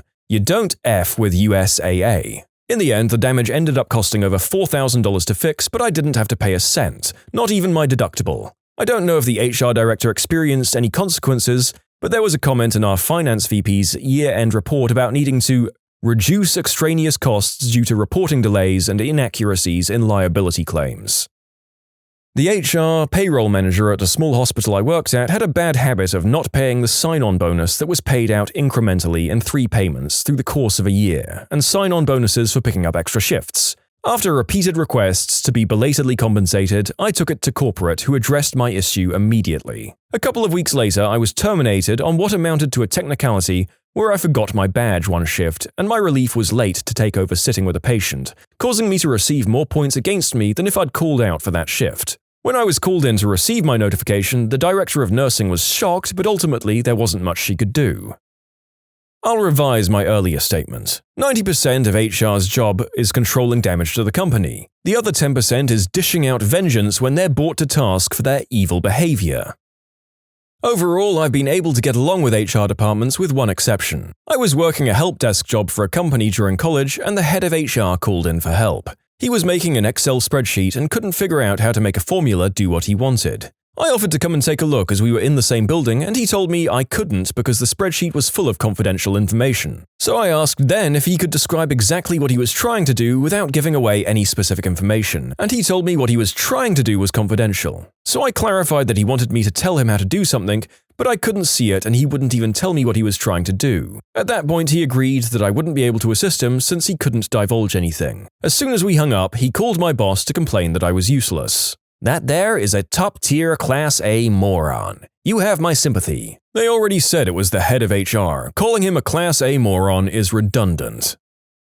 HR hired consultants to run morale-building employee input sessions, basically saying, "We're not from the company. You can tell us all the things you don't like about working here and would like to see changed, and we'll put it all into a report for management. Don't worry, everything's anonymous. We just need material for our report, and you guys get to have your say in improving things around here." Turns out HR and the consultants recorded all the sessions and played the highlights for management. People were disciplined for criticizing the company or their immediate superiors, and any shred of faith or trust in management that the employees may have had was instantly incinerated. Managers now complain that they don't know what's going on in their teams because nobody tells them anything. I wonder why. I worked at a smallish company that grew big enough to hire an HR person. Her office was down from mine, so in the mornings I'd swing by and say hi. That turned into grabbing a cup of coffee together, then into having a pastry and talking about life. I found that if I mentioned someone's name in passing, a few minutes later she would spill the beans about that person's life. What work issues they had, health issues, family issues, and other things. I learned really quick any issues I had not to take them to her. She made it about 6 months before she got fired. Damn. This was like the HR supervisor of my former company. She didn't have any formal training in HR but still got the job because of connections. She'd tell anyone she was close to confidential details about certain employees like their health and family issues. She would also divulge information that only the management should know, like business negotiations, and it was all voluntarily done. Anyone with formal training who worked under her never lasted a year. Last I heard, they finally hired an HR manager she would report to. You can submit your own stories to be featured here on the channel. The story submission link is in the description below. And if you want to listen to some vibey music in the background, check out easymode, also linked below, and subscribe. I asked my boss for a desk phone with a speakerphone function because sometimes I need it at work to conference people on the phone with people in my office. We'd had these old yellow phones, so he told me to make a request to him and CC our office manager, and he'd send it to the HR department of our region via email. So I put forth a nice email outlining what I'm requesting and why I need it for HR's request. My office manager replies all and asks HR, per his request, should I order the phone through the same channels I've used before, or is there a new policy? HR responded, completely livid. She demanded to know why I needed this phone, it was in the email, and then accused my office manager of going behind HR's back and ordering phones before without approval. My office manager told my boss, who called HR and chewed her out, and I could hear yelling. My boss came out of his office and yelled at me. See what you've caused? He was fired up, but I know he didn't mean anything maliciously by it. I just laughed. HR had to apologize to office manager for accusations. Turns out, after everyone yelled their fricking lungs out for an hour, the speakerphone I needed was literally free and we had boxes of them in storage. I had it for a month before HR rolled out fancy new phones that were actually expensive and convoluted, requiring training to set up and use. At the company picnic, we had to wear fricking name tags, and I'd never met HR lady face to face, and she came up to me and said, "Oh, haven't we met? What's your name?" And I was trying to hide my name tag, but she read it and didn't seem happy to see me. I never understood why HR had to okay the purchases at my old company too. My coworker ordered stuff for our department, and one of the few things she put down was Kleenex, which our boss said was fine because we were running low. HR sees it and sends a long email to both my coworker and boss saying we were wasting money and had to cancel the order because there were some in a storage cabinet. To be fair, none of us knew, and that cabinet was located outside our department room. Our boss looked through the purchases before ordering, but for some reason HR was always strict and wanted to know why we were purchasing certain things. We need those binders for our project. What other reason would we buy them? And my last real job before striking out on my own, I had an exit interview with the HR lady, who was actually just someone who was friends with the company president, who was filling in because the actual HR lady with a degree in HR and everything quit. A lot of people at this place quit, actually. It was a terrible place to work with out-of-touch management and delusions of grandeur limping along building websites for a business niche that was mostly old people who thought the internet was magic. During the exit interview, she asked why I was leaving. I told her I liked my coworkers a lot but hated the company. She got this exasperated look and got genuinely upset and told me she had been getting that same line from everyone else who quit and had their exit interview recently. It boggled my mind that they could hear the same thing over and over again from so many people putting in their time until they could go on to something better and not stop to think that they should change something. I mean, this might be the closest thing to an honest and decent HR rep that we've heard of in this thread so far. But it took someone not formally trained in HR to actually get it. HR person used her position to collect intel to get people she didn't like fired. Office survey. I put in some honest opinions of a member of my team. They were fair and honest criticisms of a system which was not working as designed. I had little contact with the system, but the whole thing seemed reasonable to me. I was in fact demoted for this, a position was created above me, and a colleague who was my equal was to be my manager. The position didn't exist before. This happened the same week my husband died, and the management felt like crap because of the timing. But still, on my return to work, I was basically called out for criticizing the same system in a whole company meeting, and it was explained how X system should and did work, and anyone who thought it didn't work was stupid. Cut to 2 years later. Person above me quits, partly because they're scared to tell company that anything's gone wrong because of how I was treated, and they have to promote me to that position because it now exists according to the rules and I'm the only one who can do it. Again, in a whole company meeting, they admit X system isn't working and we're having a consultation to find out why. I laughed. I couldn't help it. I had to leave the room before it turned into hysteria. One of our departments shut down at noon thanks to an HVAC issue. Building management needed to move cubicles and pull out a chunk of drop ceiling, so the manager took them all out to the bar for a team-building exercise. Everyone in the department arrived the next morning to a final notice in lieu of termination on their desk that cited drinking on the job and time theft. The manager had an extra special third for improper use of a company credit card. None of what they'd done was against company policy, so the manager's boss, a vice president, called HR and told them that whatever newbie had written them to back the heck off. HR instead forwarded over a brand new policy manual and told the VP to make sure all the write-ups were signed and returned by the end of the day. The VP goes up the chain to his boss, the CEO. The CEO hadn't even seen it before, let alone authorized it. HR doesn't want to back down even when the CEO calls them. Sure, he hadn't authorized it, but he'd asked them to consider revamping it back in March. This was the glorious revamp. They'd gone back to square one and completely rewritten it. It's full of best practices, industry standard rules, and easy to understand language. Oh, and they'd been enforcing it since May, so it would probably be best for him to just sign off on it, and any concerns he found could be incorporated in a future revision. Yeah, no. The CEO didn't make it past the first page before finding a contract law violation. Page 3 had a federal labor law violation, page 4 would make the NLRB angry, and the section on PTO would get them sued 6 ways to Sunday. The head of the HR was asked to resign. When she refused, she was fired. Okay, this lady is a champion of the worst kind. Fires a whole department without approval, fights VP, fights the CEO, gets asked to resign, says F you, I'm staying, and then gets fired. No fear at any single point. After 4 years on the job, I was given a first and final warning for asking why the heck HR was behind a locked door and now dominated over half the first floor, filled with new furniture that was unused after 6 months. Meanwhile, my chair was taken by another employee and I was told to use the chair without padding. An executive from another department heard my complaint, stole one of the unused chairs from the HR expansion and gave it to me, explaining that if I'd done it, I'd have been fired. She did it, daring them to fire her. Good on the exec. After doing this entire thread, I'm beginning to feel like Michael Scott was completely justified in his mistreatment of Toby Flenderson in The Office. Obviously, there are probably HR reps who are fine, but if the only way to care for your employees is to fight the people who claim they look after them, broken system.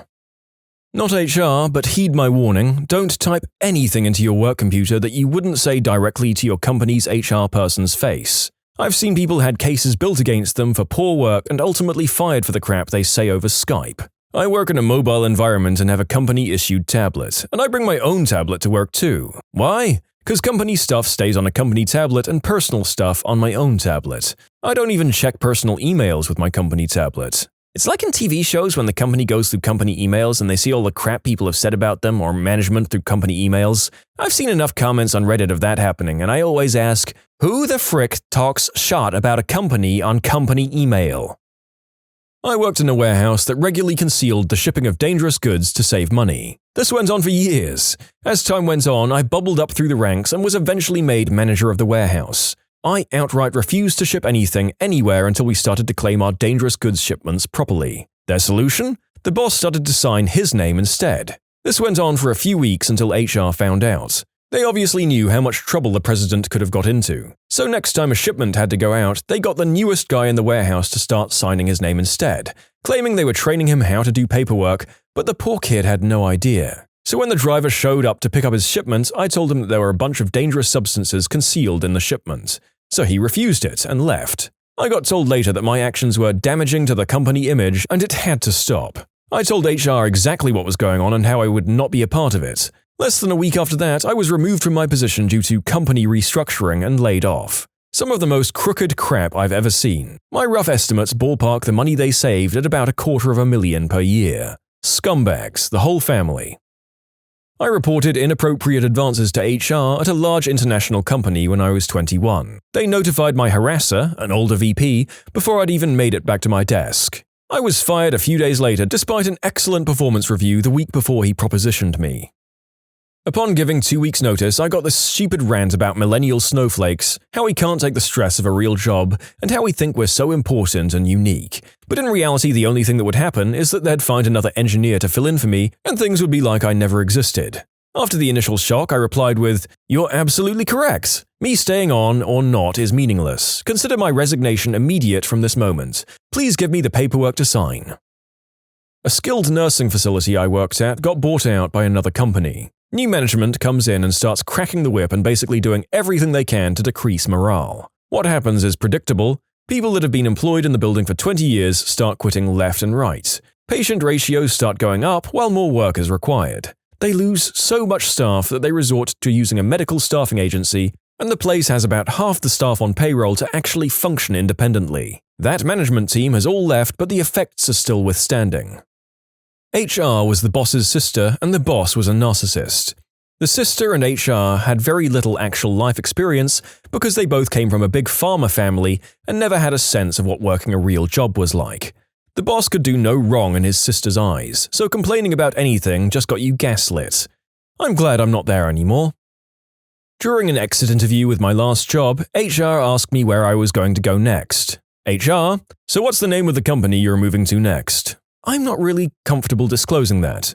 Are you sure? It would really help us out. I'd rather not say. It's company policy that you need to tell us. I said no, and if you continue further, you'll be hearing from my lawyer. They gave me the shocked Pikachu face. I told my old boss this after I left, and he was absolutely shocked. HR have no right to know anything about the next place you're moving to. It's literally none of their business, but they tried to press it out of me anyway. More than likely to call them up and talk crap about me.